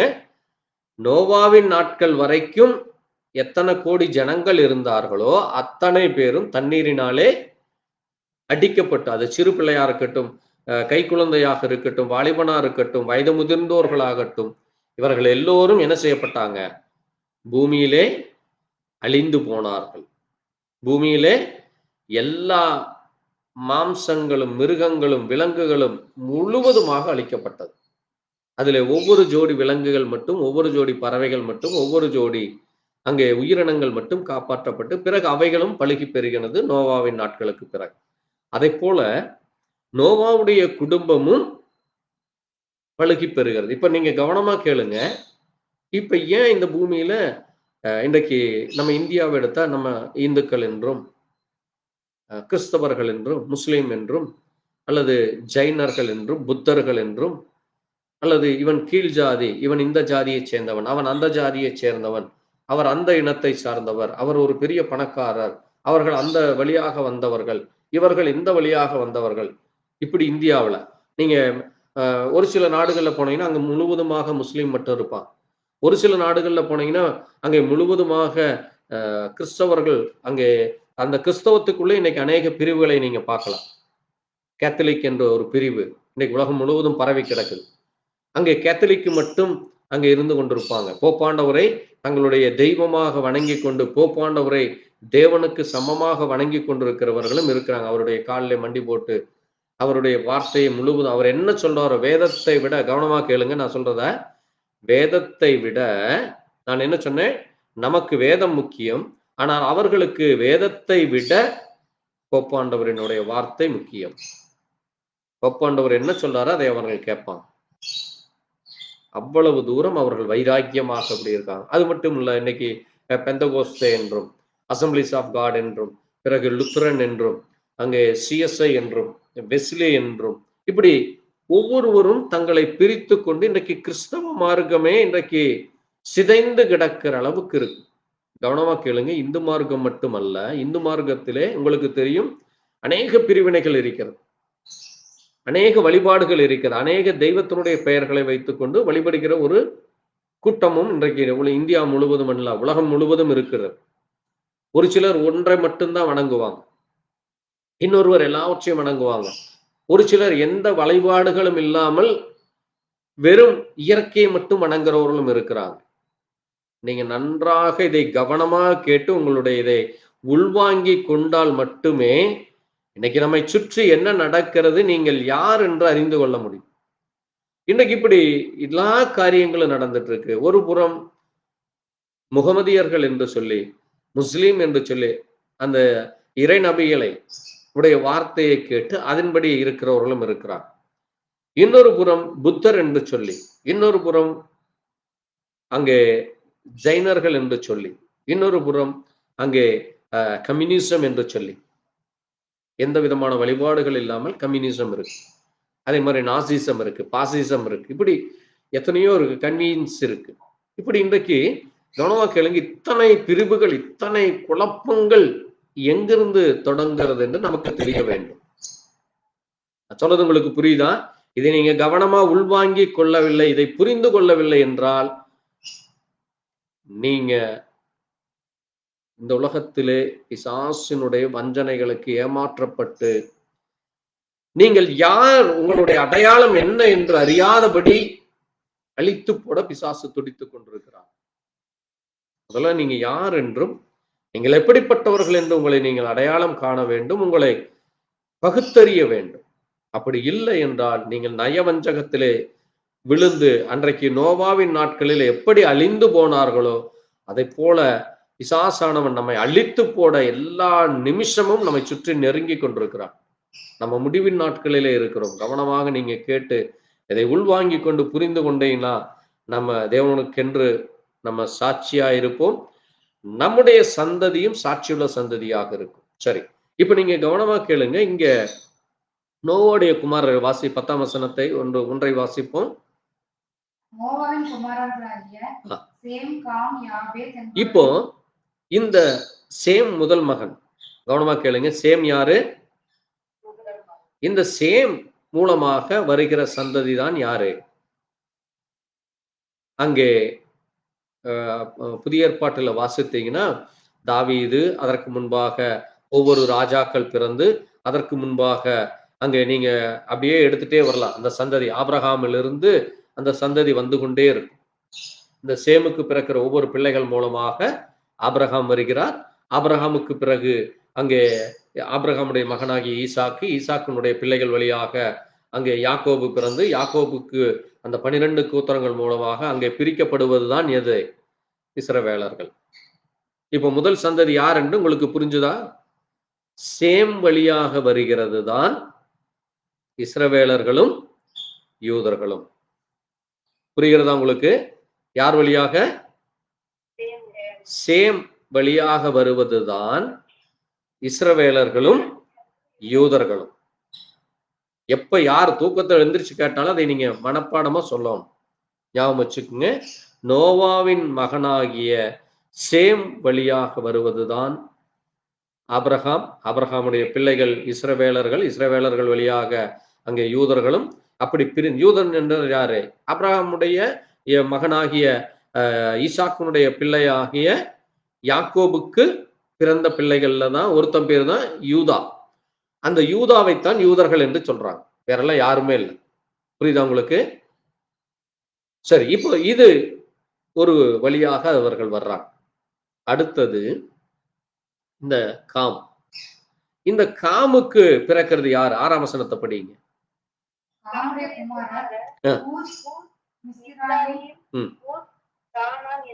போதும். இப்போ பைபிள்ல சொல்றோம்ல, கானானியர்கள். இஸ்ரவேலர்களுக்கு விரோதமா யார் வந்தாங்க? கானானியர்கள் வர்றாங்க. இந்த கானானியர்களும் யாரா மாறி போயிடுறாங்க? தேவனை விட்டு வழி விலகி தேவனுடைய பாதையில நிற்காதபடி எதுக்குள்ள போயிடுறாங்க? அங்கே உலக வழிபாடுகளுக்குள்ளாக, இயற்கையை வணங்குறவர்களாக, இலக்கிய வழிக்கு விடுகிற அந்த குரூப்பாக அவர்கள் போய்விடுகிறார். இவர்கள் யாரு? கானானியர்கள். அப்போ இஸ்ரவேலர்கள் ஒண்ணு, கானானியர்கள் ஒண்ணு. சரி, அடுத்தது யாரு? யாபேத். இந்த யாபேத்துடைய குமாரர்கள் தான் யாரு? வாசிங்க, 2ஆம் வசனத்தை வாசிங்க.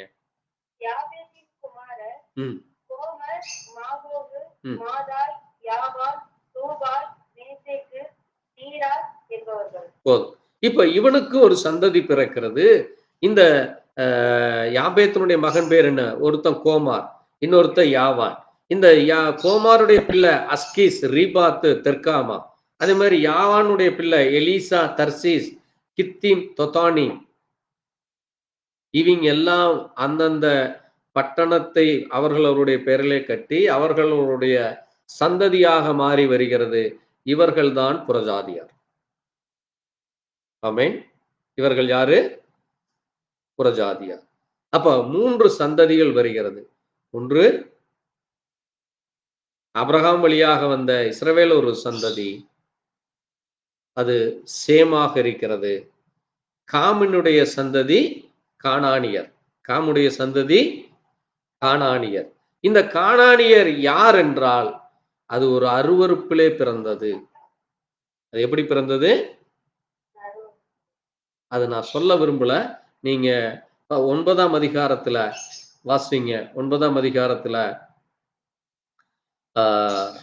20, 21, 22 வாசிங்க.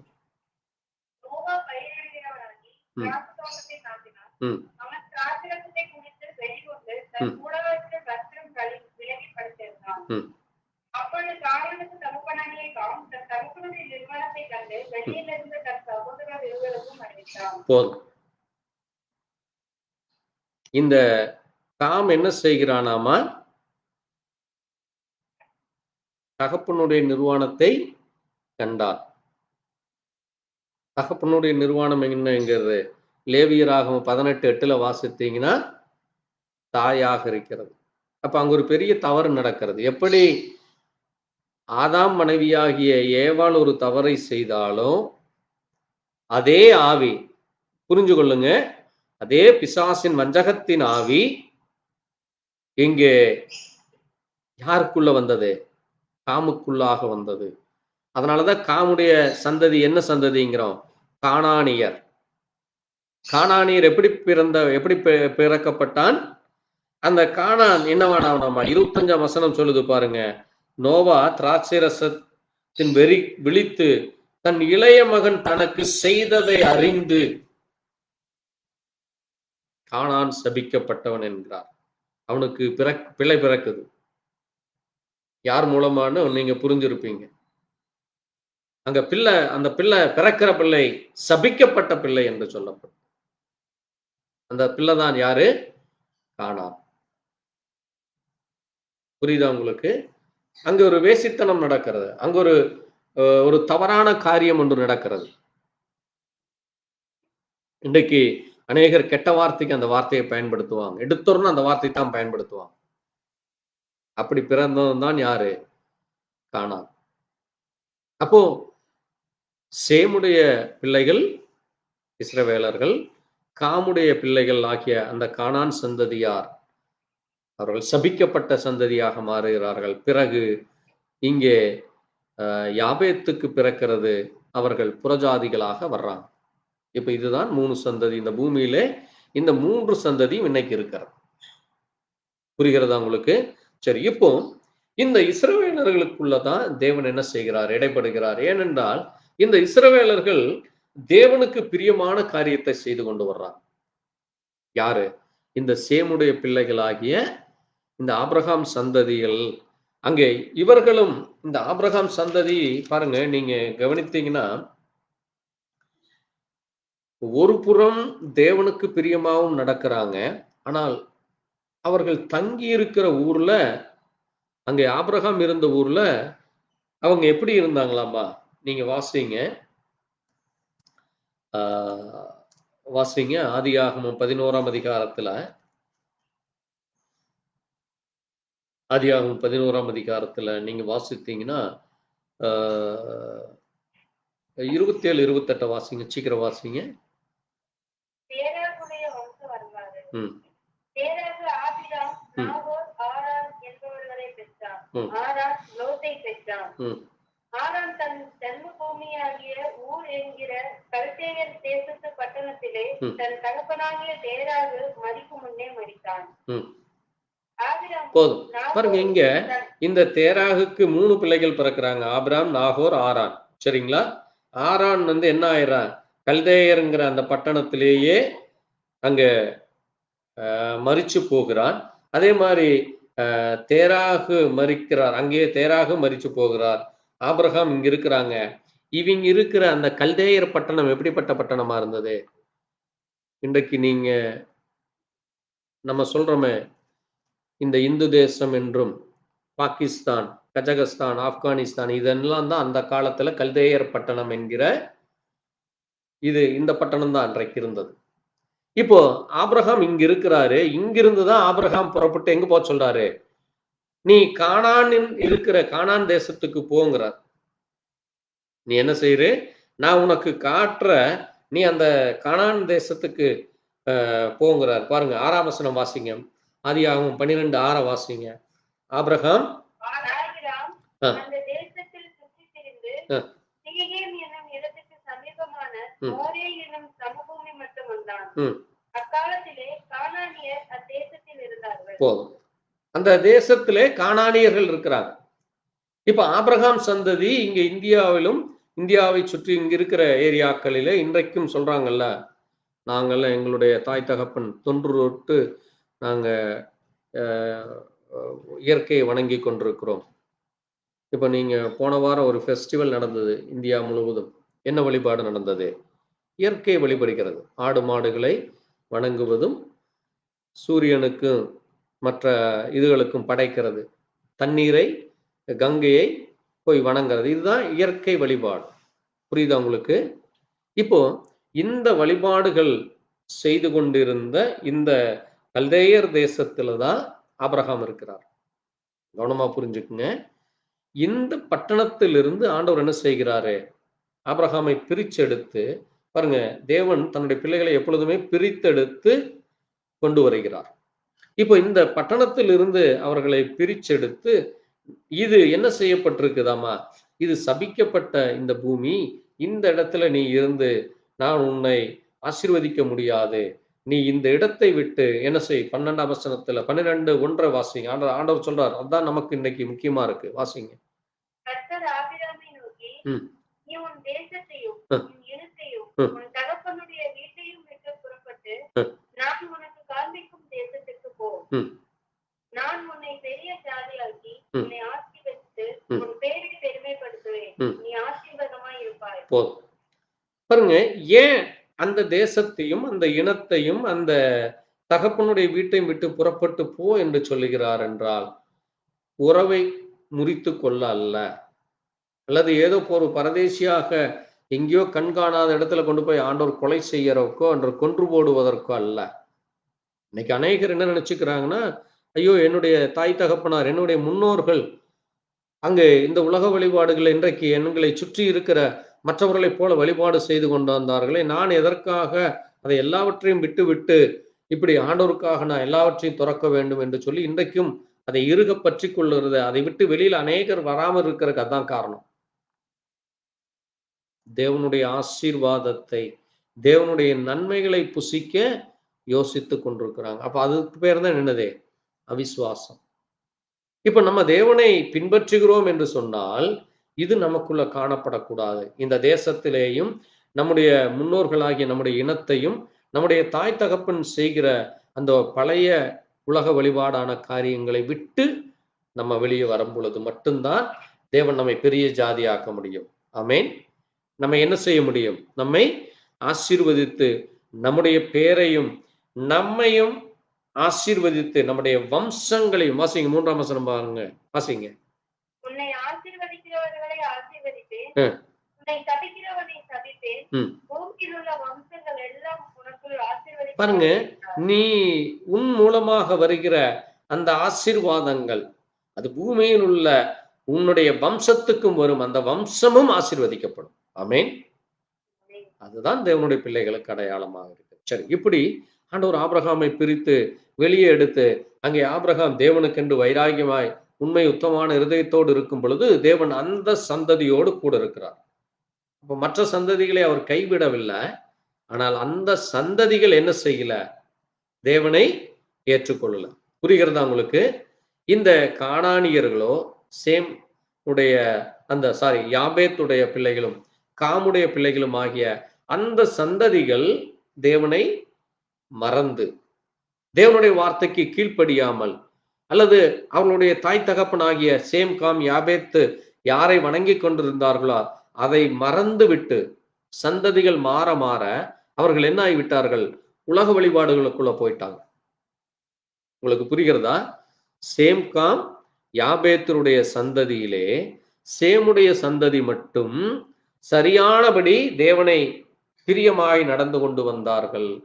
மற்ற 2 சந்ததிகள், அந்த காமுடைய சந்ததியாகிய கானானியரும் யாபேத்துடைய சந்ததியாகிய அந்த பிரஜாதிகளும் என்ன செய்து விட்டார்கள்? உலக வழிபாடுகளுக்குள்ள போயிட்டாங்க. இதுதான் சந்ததி, இதுதான் ஜாதி. இப்ப நீங்க சொல்லுங்க, இதுல எங்க வந்தது கீழ் ஜாதி மேல் ஜாதி, இந்த மதம் அந்த மதம்? எதுவுமே இல்லை. இது மனிதர்களாலே தோற்றுவிக்கப்பட்டது. சரி, இப்போ நம்ம யாராக இருந்தோம்? நம்ம புறஜாதியாக இருக்கிறோம். நம்ம யாராக இருக்கிறோம்? புறஜாதியராக இருக்கிறோம். ஏனென்றால் நாம் என்ன செய்யல? நம்முடைய முன்னோர்கள் தேவனை வழிபடல. எதை வழிபட்டு கொண்டிருந்தாங்க? இயற்கை வழிபட்டு கொண்டிருந்தாங்க. இப்போ இந்த கவனமா கேளுங்க, இந்த இஸ்ரவேலர்கள் தேவன் அவர்களோடு கூட இருந்து பெரிதான காரியங்களை செய்து, பெரிய காரியங்களை செய்து அவர்களுக்கு பெரிய ஆசீர்வாதங்களை வைத்திருந்தார். நீங்க இந்த புறஜாதிகள் என்று சொல்றவங்க ஒரு காலத்துல இந்த இஸ்ரவேலர்களுக்கு எப்படி இருந்தாங்களாமா? நீங்க வாசிங்க லேவியராகமம் 25:44 இந்த புறஜாதியர்கள் இந்த இஸ்ரவேலர்களுக்கு எப்படிப்பட்டவர்களாக இருந்தாங்க? நம்ம ஒரு காலத்துல வாசிங்க, லேவியராகவும் 25:40. கவனமா கேளுங்க, கவனமா கேளுங்க. உனக்கிருக்கும் ஆணடிமையும் பெண்ணடிமையும் சுற்றிலும் இருக்கிற புறஜாதிகளாக இருக்க வேண்டும். அவர்களுக்கு நீ ஆணடிமையும் பெண்ணடிமையும் விலைக்கு வாங்கலாம். பாருங்க, அன்றைக்கு இஸ்ரவேல் ஜனங்கள் அங்கே தங்களுடைய வீட்டு வேலைகளுக்காக, தோட்ட வேலைகளுக்காக அவர்களை பணத்தை கொடுத்து விலைக்கு வாங்கி அந்த தோட்டத்தையும் வீடுகளையும் வேலைக்கு ஆள்களை அமர்த்தினவர்கள் தான் யாரு? புறஜாதிகளாக இருந்தாங்க. புறஜாதிகள் எப்படிப்பட்டவர்களா இருந்தாங்க? அடிமைகளாக இருந்தாங்க. அதனாலதான் அந்த அடிமைகளுக்கு அடையாளமாக, கவனமா கேளுங்க, கவனமா புரிந்து கொள்ளுங்க. இப்ப ஒரு முக்கியமானதை சொல்றேன், இதை தேவனுடைய பிள்ளைகள் செய்து கொள்ளக்கூடாது என்று வேதம் நமக்கு சொல்லியிருக்கு. என்னது? இந்த அடிமைகளுக்குத்தான் காதுல ஓட்ட போடுவாங்க. அடிமைகளுக்குத்தான் காதுல ஓட்ட போட்டு அங்கே காதுல ஒரு கடுக்கா மாதிரி குத்தி விட்டுருவாங்க.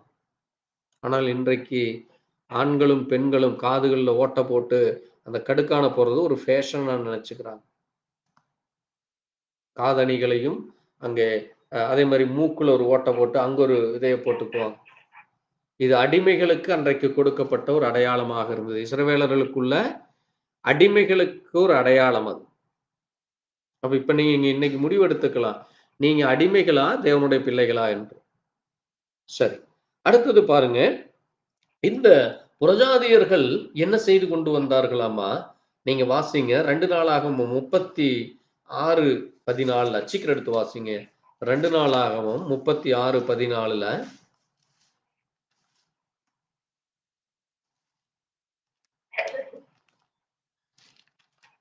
ஆசாரியரில் பிரதானமானவர்கள் யாவரும் ஜனங்களும் கூடி புறஜாதிகளுடைய சகல அருவருப்புகளின்படியும் மிகவும் துரோகம் பண்ணி கர்த்தர் எருசலேமிலே பரிசுத்தம் பண்ணின அவருடைய ஆலயத்தை தீர்த்துக் கொள்கிறார்கள். போதும்.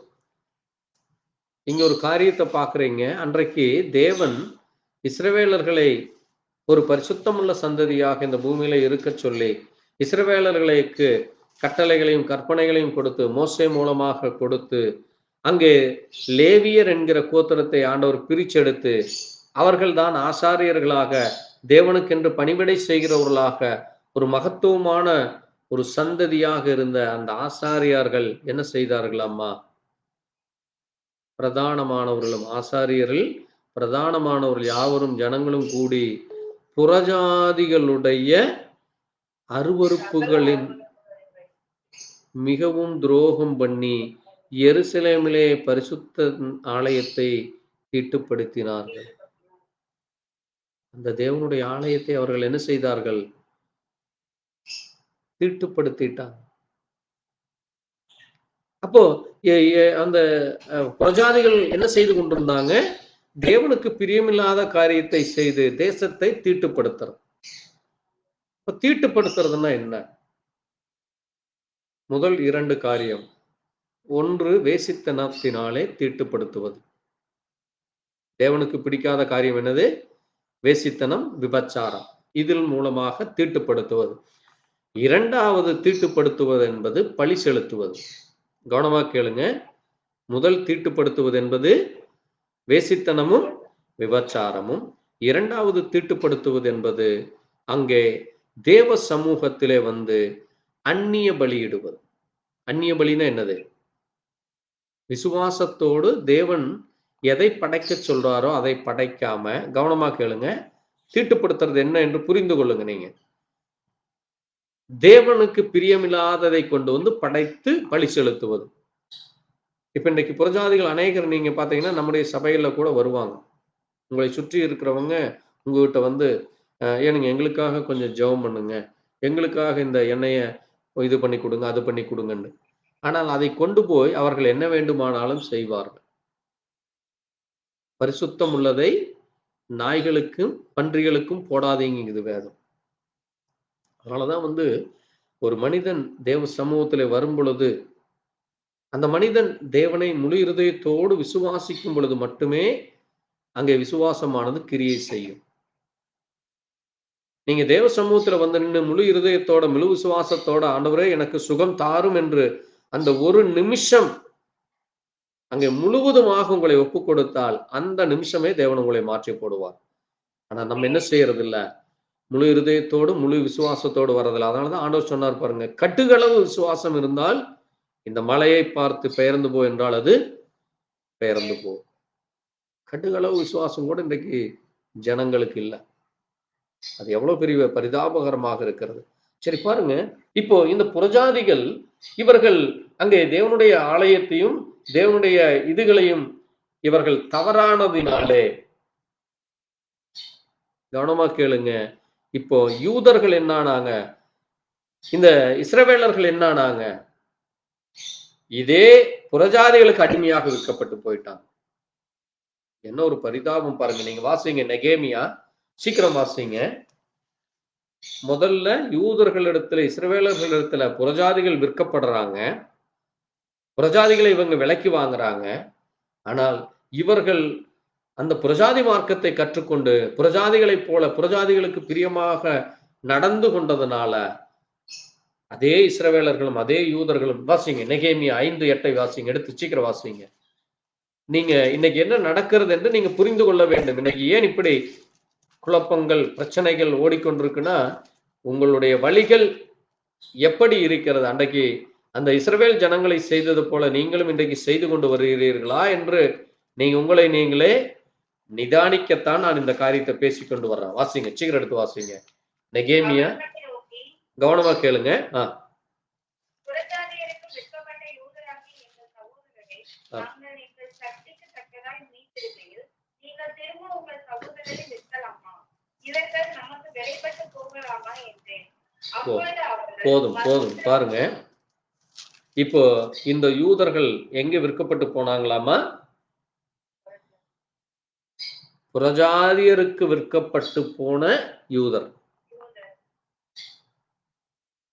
ஒரு காலத்துல ஒரு பெரிய அரசாங்கம், ஒரு பெரிய தேவனை, பெரிய காரியங்களை செய்து கொண்டு வந்தவர்கள் தேவனுடைய வார்த்தைக்கு கீழ்ப்படியாமல், அங்கே தேவன் ஒவ்வொரு தீர்க்கதரிசி மூலமாக, எலியா மூலமாக, எசேக்கியேல் மூலமாக, இப்படி ஒவ்வொரு தீர்க்கதரிசிகள் மூலமாக எச்சரித்தும் கீழ்ப்படியாம தேவனுடைய வார்த்தைக்கு எதிர்த்து நின்ற பொழுது தேவன் அவர்களை மட்டுப்படுத்தினார்.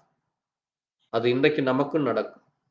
நீங்க ஏன் ஒவ்வொரு ஞாயிற்றுக்கிழமையும் நம்ம இங்க உட்கார்ந்து செய்தியை கேட்டுக்கொண்டிருக்கிறோம் என்றால், இது நம்மை பரிசுத்தப்படுத்தவும், நம்மை நாமே நிதானிக்கவும், நம்மை தகுதிப்படுத்திக் கொள்ளவும், நாம் எப்படி ஜீவித்து கொண்டிருக்கிறோம். ஏனென்றால் நீங்க இந்த செய்தியை கேட்டு வெளியே போன உடனே உங்களை சுற்றி கோடிக்கணக்கான பிரச்சனைகள் ஓடிக்கொண்டிருக்கும்.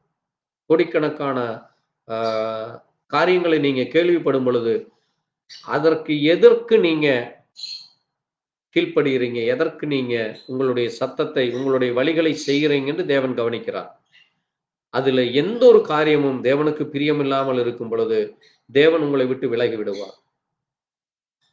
அப்ப நம்முடைய ஜீவியம், அதனாலதான் வேதம் நமக்கு சொல்லுகிறது, ஒருவனுடைய வழிகள் கர்த்தருக்கு பிரியமாக இருந்தால் அவரே காரியத்தை வாய்க்க பண்ணுவார். அப்ப நீங்க செய்கிற, அதனாலதான் சொல்லுது, நான் படுக்கும் பொழுதும் எழுந்திருக்கும் பொழுதும் நான் நடக்கும் பொழுதும் நான் பேசும் பொழுதும் நான் பார்ப்பதிலே செய்வதிலே கேட்பதிலே எல்லாவற்றிலும் தேவனுக்கு பிரியமாக இருக்க வேண்டும். அதன்படி நம்ம ஜீவிக்கும் பொழுது மட்டும்தான் உங்களுடைய விசுவாசம் வளர்ச்சி அடையும். அதை உங்க குடும்ப வாழ்க்கையில, உங்களுடைய தனிப்பட்ட வாழ்க்கையில பாருங்க. உங்களுக்கு ஒரு பிள்ளை பிறக்கிறது என்றால் உங்க பிள்ளைகளுக்கு நீங்க சொல்றீங்க, மகனே நீ இதை செய்யாதே, மகளே இதை செய்யாதே, நீ இதை பார்க்காதே, இதை இப்படி பேசாதே, இதன்படி நட, இதற்கு கீழ்ப்படிந்திருக்கும் பொழுது அவர்கள் அதை மீறி நடக்கும் பொழுது அவர்கள் அவர்களையே அழித்துக் கொள்றாங்க. அது பெற்றோருடைய தவறு அல்ல. கவனமா புரிஞ்சுக்கணும். இன்றைக்கு அநேகர் தேவனை குறித்து தப்பு சொல்லுவாங்க. என்ன உங்க ஆண்டவர் ஏன் இதை அனுமதிக்கிறார், ஏன் இதை செய்கிறார் என்றால் உங்களை சோதிக்கிறார். என்ன செய்கிறார் தேவன்? ஒவ்வொரு மனிதனையும் சோதிக்கிறார். அதனாலதான் கர்த்தர் நம்மை சோதிக்கிறார். நீங்க சோதித்து பொன்னாக விளங்க வேண்டும். அதுதான் அடிக்கடி நம்முடைய விசுவாசம் தங்கத்துக்கு அடையாளம் நான் சொல்லுவேன். ஏனென்றால் தங்கமானது மண்ணில் இருந்து வெட்டி எடுக்கப்பட வேண்டும். நாம் இந்த பூமியில மண்ணாக இருக்கிறோம். அப்போ நம்ம இருந்து இந்த நம்ம தங்கமாக ஜொலிக்க வேண்டும். நம்ம தங்க நகைகளை போட்டு ஜொலிக்கிறதல்ல. உங்களுடைய ஜீவியம் ஒரு விசுவாசம் உள்ள ஒரு ஜீவியமாக ஜொலிக்க வேண்டும். புரிகிறதா உங்களுக்கு? இப்போ ஒரு மகத்துவமான சந்ததியாக இருந்த அந்த இஸ்ரவேல் கோத்திரர்கள், ஆபிரகாமுடைய சந்ததி, அந்த சேமுடைய சந்ததி என்று சொல்லப்பட்ட இஸ்ரவேலர்கள் இன்றைக்கு என்ன ஆயப்பட்டாங்க? விற்கப்பட்டு அடிமைகளாக போயிட்டாங்க. ஆனாலும் தேவன் அவர்கள் மேல் இரக்கம் பாராட்டி நெகேமியா நாட்களில மறுபடியும் அவர்களை கொண்டு வந்து அந்த பாருங்க, தாவீதின் மகனாகிய சாலமோன் முதலா தேவனுக்கு ஆலயத்தை கட்டுறார். தாவீதுக்கு தேவன் மேல ஒரு பிரியம், அளப்பறையால பிரியம் இருந்தது. அதனால தாவீத அங்க ஆண்டவருக்கு தேவாலயத்தை கட்ட விரும்புறார். இது வந்து நெகேமியா நாட்களுக்கு முன்பாக நடந்தது, உங்களுக்கு தெரியும். ஆனால் ஆண்டவர் சொல்லிட்டாரு, இல்லப்பா நீ தப்பு செஞ்சுட்ட. ஏன்னா முதலாவது அங்கே எப்படி ஆதாமுடைய மனைவியாகிய ஏவாள் தவறு செய்தாலோ அதே மாதிரி தாவீதும் ஒரு தவறு செய்தான், உங்களுக்கு தெரியும். அங்கே உசியா ராஜாவுடைய அரண்மனையிலே வேலை செய்து கொண்டு வந்த அந்த வேலைக்காரனுடைய மனைவியை யாரை எடுத்துட்டா? தாவீது எடுத்துட்டான். ஏனென்றால் தாவீதுக்கு முதல் மனைவி யாரு? சவுலுடைய பிள்ளை. ஆனா சவுலுடைய பிள்ளை, கவனமா பாருங்க, அங்க சவுலும் தேவனாலே முன்குறிக்கப்பட்ட ஒரு மிகப்பெரிய ஒரு ஆசீர்வதிக்கப்பட்ட தேவனுடைய ஒரு மனுஷனாக, தேவனாலே அபிஷேகம் பண்ணப்பட்ட, தேவனுடைய தீர்க்கதரிசியாலே அபிஷேகம் பண்ணப்பட்ட ஒரு வைராக்கியம் உள்ள ஒரு தேவ மனுஷனாக இருந்தார் சவுலு. ஆனால் சவுல் என்ன செஞ்சிட்டாரு? தேவனுடைய வார்த்தைக்கு கீழ்ப்படியாம அங்க அமலேக்கியர்கள் இடத்துல போருக்கு போடுறப்போ அந்த கொண்டு வந்து அந்த ஆடு மாடுகள்ல நல்லதை எல்லாம் எடுத்து வச்சு அங்க நசல் கொண்டதையும் அங்கே குருடையும் அங்கே ஒரு சில இதானதையும் கொண்டு போய் ஆண்டவருக்கு படைக்கிறார். அது ஆண்டவருக்கு பிடிக்கல. கவனமா புரிஞ்சுக்குங்க. ஒரே ஒரு சின்ன தப்பு, சவுல் எதுவுமே செய்யல. கவனமா புரிஞ்சுக்குங்க, இது உங்களுக்கு புரியும் நினைக்கிறேன். ஒரு சின்ன தவறு என்னது? ஆண்டவர் அவருக்கு அந்த தேசத்தை ஒப்பு கொடுத்து அதைய கொண்டு வந்து நீ எல்லாத்தையும் அழிச்சு போடுங்கிறப்போ அதுல இவர் நல்லதை மட்டும் 4 எடுத்து வச்சுட்டு எது ஆகாத அதை கொண்டு ஆண்டவருக்கு படைக்கிறார். அது தேவனுக்கு பிரியம் இல்லாமல் என்ன செய்து போட்டாரு? அவனுடைய ராஜ்யத்தையே பிடுங்கிட்டார். அப்போ அவன் கடைசி என்னானா? போய் குறி சொல்றவங்க காலில் போய் விழுந்து என்னுடைய ராஜ்யம் நிக்குமா நிக்காதான்னு சொல்லி குறி சொல்றவங்க காலில் விழுந்து தன்னையே அழிச்சு போட்டான். பாருங்க, அவனுக்குள்ள இருந்த அந்த அவிசுவாசம் அவளுடைய மகளுக்குள்ளும் இருந்தது. ஏன் நான் சொல்ல வரேன்னா, தாவீதுனுடைய மனைவி அந்த அவள் என்ன செய்கிறா? தாவீது அவன் ராஜாவாக அநேகரை வென்று நடனமாடி வர்றத அவ பார்த்து கேலியும் கிண்டலும் பண்றான். நீங்க வாசித்திருப்பீங்க. அதனால தேவன் என்ன செய்து போட்டாரு? அவளுடைய கர்ப்பத்தை அடைச்சு போட்டார். அவளுக்கு குழந்தையே பிறக்கல. ஏனென்றால் தாவீது யாரு? தேவனாலே என் இருதயத்துக்கு ஏற்றவன்கிறார் ஆண்டவர். நீங்க நினைச்சு பாருங்க. நீங்க சொல்றீங்கல்ல, அவர் எனக்கு என் மனசுக்கு ரொம்ப பிடிச்சவருங்க. ஒரு நண்பன் சொல்லுவான், தன்னுடைய நண்பனை சொன்னால் அவர்கள் அதுதான் பாலிய சிநேகிதர்கள், நெருங்கின நண்பர்கள், அவனுடைய இருதயத்துக்கு பிடிச்சது. அதே ஒரு பெண் தன்னுடைய கணவனை தவிர வேற யாரையும் சொல்லக்கூடாது. அதுல கவனமா இருக்கணும். புரிஞ்சுக்குங்க. ஒரு பெண் தன்னுடைய கணவன், அடுத்தது அதற்கும் மேல் ஸ்தானம் யாரு? தேவன். மற்றவர்களை உங்களுடைய இருதயத்தில் வைத்துக் கொள்ளும் பொழுது தாய் தகப்பனுக்கு மரியாதை கொடுக்கலாம். நீங்க அவர்களை நண்பர்களாக மட்டும் வைத்துக் கொள்ளலாம். இப்போ அந்த தவறுனால இங்க இவன் என்ன செய்யறான்? அந்த பத்சபேலால திருமணம் பண்ணுகிறான். அவனை கொலை செய்து அவனை கொன்று ஓட்டி இவளை திருமணம் செய்கிறதுனால அது அந்த காரியமும். அது மட்டுமல்ல, தாவீது அநேக போர்களை செய்து அவன் கைகள் இரத்த கைகளாக இருந்தது. அதனால ஆண்டவர் என்ன செய்யல? தாவீத நீ அதைய தேவாலயத்தை கட்ட வேண்டாம்னு சொல்லி தாவீதுக்கு பிறக்கிற மகனாகிய சாலமோன் மூலமாக தேவாலயத்தை கட்டுறாரு. அந்த தேவாலயம் தான் இடிக்கப்பட்டு போனது. யார் நாட்கள்ல? தானியேலுடைய நாட்கள்ல. இவர்கள் எல்லாம் என்ன செய்யப்படுறாங்க? பாபிலோனுக்கு சிறைபிடித்து கொண்டு போறாங்க. சரி, கர்த்தருக்கு சித்தமானால் வரும் வாரங்களில இன்னும் இது ஒரு 3 வாரம் அல்லது 4 வாரம் நம்ம செய்தி எடுக்க போகிறோம். மிக முக்கியமான செய்தி. நம்ம இன்னும் செய்திக்குள்ளேயே நம்ம தொடங்கவே இல்லை. நான் இப்ப சொன்னது இந்த 3 பிரிவுகள் எப்படி வந்தது, புறஜாதிகள் எப்படி துவங்கப்பட்டது, பிறகு இஸ்ரவேலர்கள் எப்படி அங்கே வந்தார்கள், அந்த இஸ்ரவேலர்கள் எப்படியாக அங்கே தேவனுக்கு பிரியமில்லாமல் நடந்த பொழுது அவர்களுக்குள்ளாக அங்கே அவர்கள் அடிமைப்பட்டு போனதை நம்ம இன்னைக்கு தியானிச்சோம். பிறகு இந்த இஸ்ரவேலர்களுக்கு என்ன நடக்கும், எப்படி ஆகும் என்று இனி வரும் நாட்களிலேயும், பிறகு புறஜாதிகளுடைய காலம் எப்படி துவங்கினது, கவனமா கேளுங்க. புறஜாதிகளுடைய காலம் துவங்கப்பட்டது யாருடைய காலத்துல? தானியேலுடைய காலத்துல துவங்கி அது இன்றைக்கும் நடந்து கொண்டிருக்கிறது. இந்த புறஜாதிகளுடைய காலமும் முடிவடைய போகிறது. புரிகிறதா உங்களுக்கு? எப்படி இஸ்ரவேலர்களுக்கு ஒரு காலம் தொடங்கி அவர்கள் முடிவடைந்து அங்கே இன்றைக்கு அடிமைகளாக இருந்து கொண்டு தேவனை ஏற்றுக்கொள்ளாமல் இன்றைக்கும் அவர்கள் அங்கே தனிமையாக இருந்து கொண்டிருக்கார்களோ, அதே போல இந்த இன்றைக்கு புறஜாதிகளுடைய காலம், இன்றைக்கு தேவன் நமக்குள்ளாக இருக்கிறார், புறஜாதியாக நமக்குள்ள இருக்கார். இந்த புறஜாதிகளுடைய காலமும் முடிய போகிறது. இது எப்படி முடியும், எப்ப தொடங்குச்சு, இந்த இடைப்பட்ட நாள்ல என்ன நடந்தது, இனி என்னவாய் இது முடிய போகிறது என்று நம்ம வரும் வாரங்களில நம்ம தொடர்ச்சியாக தியானிக்கலாம். வாசித்த வார்த்தைகளை, கேட்ட சத்தியத்தை கர்த்தர் தாமே ஆசீர்வதிப்பாராக.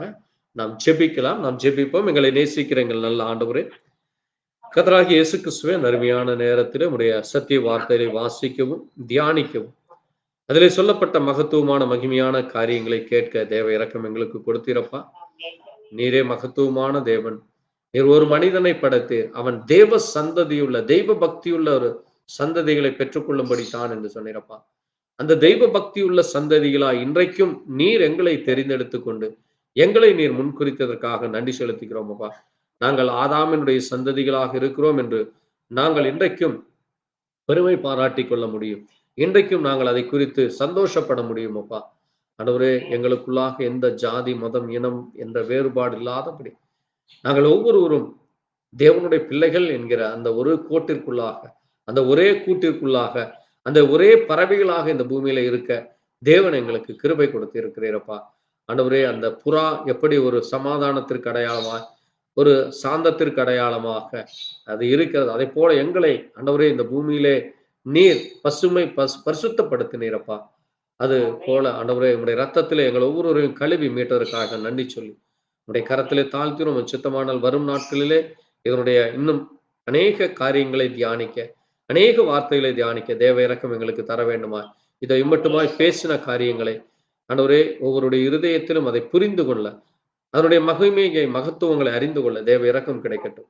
உடைய கரத்தில் ஒப்புக் கொடுக்கிறோம். மீதியான வேலை முழுவதும் உடைய தயவு கிருபை இரக்கம் வழிநடத்த வேண்டுமா இயேசு கிறிஸ்துவினுடைய பரிசுத்த நாமத்திலே. என் ஆத்மாவே கர்த்தரை ஸ்தோத்திரி, என் முழு உள்ளமே பரிசுத்த நாமத்தை ஸ்தோத்திரி. என் ஆத்மாவே கர்த்தரை ஸ்தோத்திரி, கர்த்தர் செய்த சகல உபகாரங்களும் மறவாதே. ஆமென். அல்லேலூயா. கர்த்தர் தாமே உங்களை ஒவ்வொருவரையும் ஆசீர்வதிப்பாராக. ஆண்டவராகிய இயேசு கிறிஸ்துவின் இனிய நல்ல நாமத்தில் உங்களுக்கு வாழ்த்து சொல்லுகிறேன். தேவனுடைய கிருபை தயவு இரக்கம் உங்கள் ஒவ்வொருவரோடு கூட இருப்பதாக. ஆமென். அல்லேலூயா. கர்த்தருக்கு ஸ்தோத்திரம்.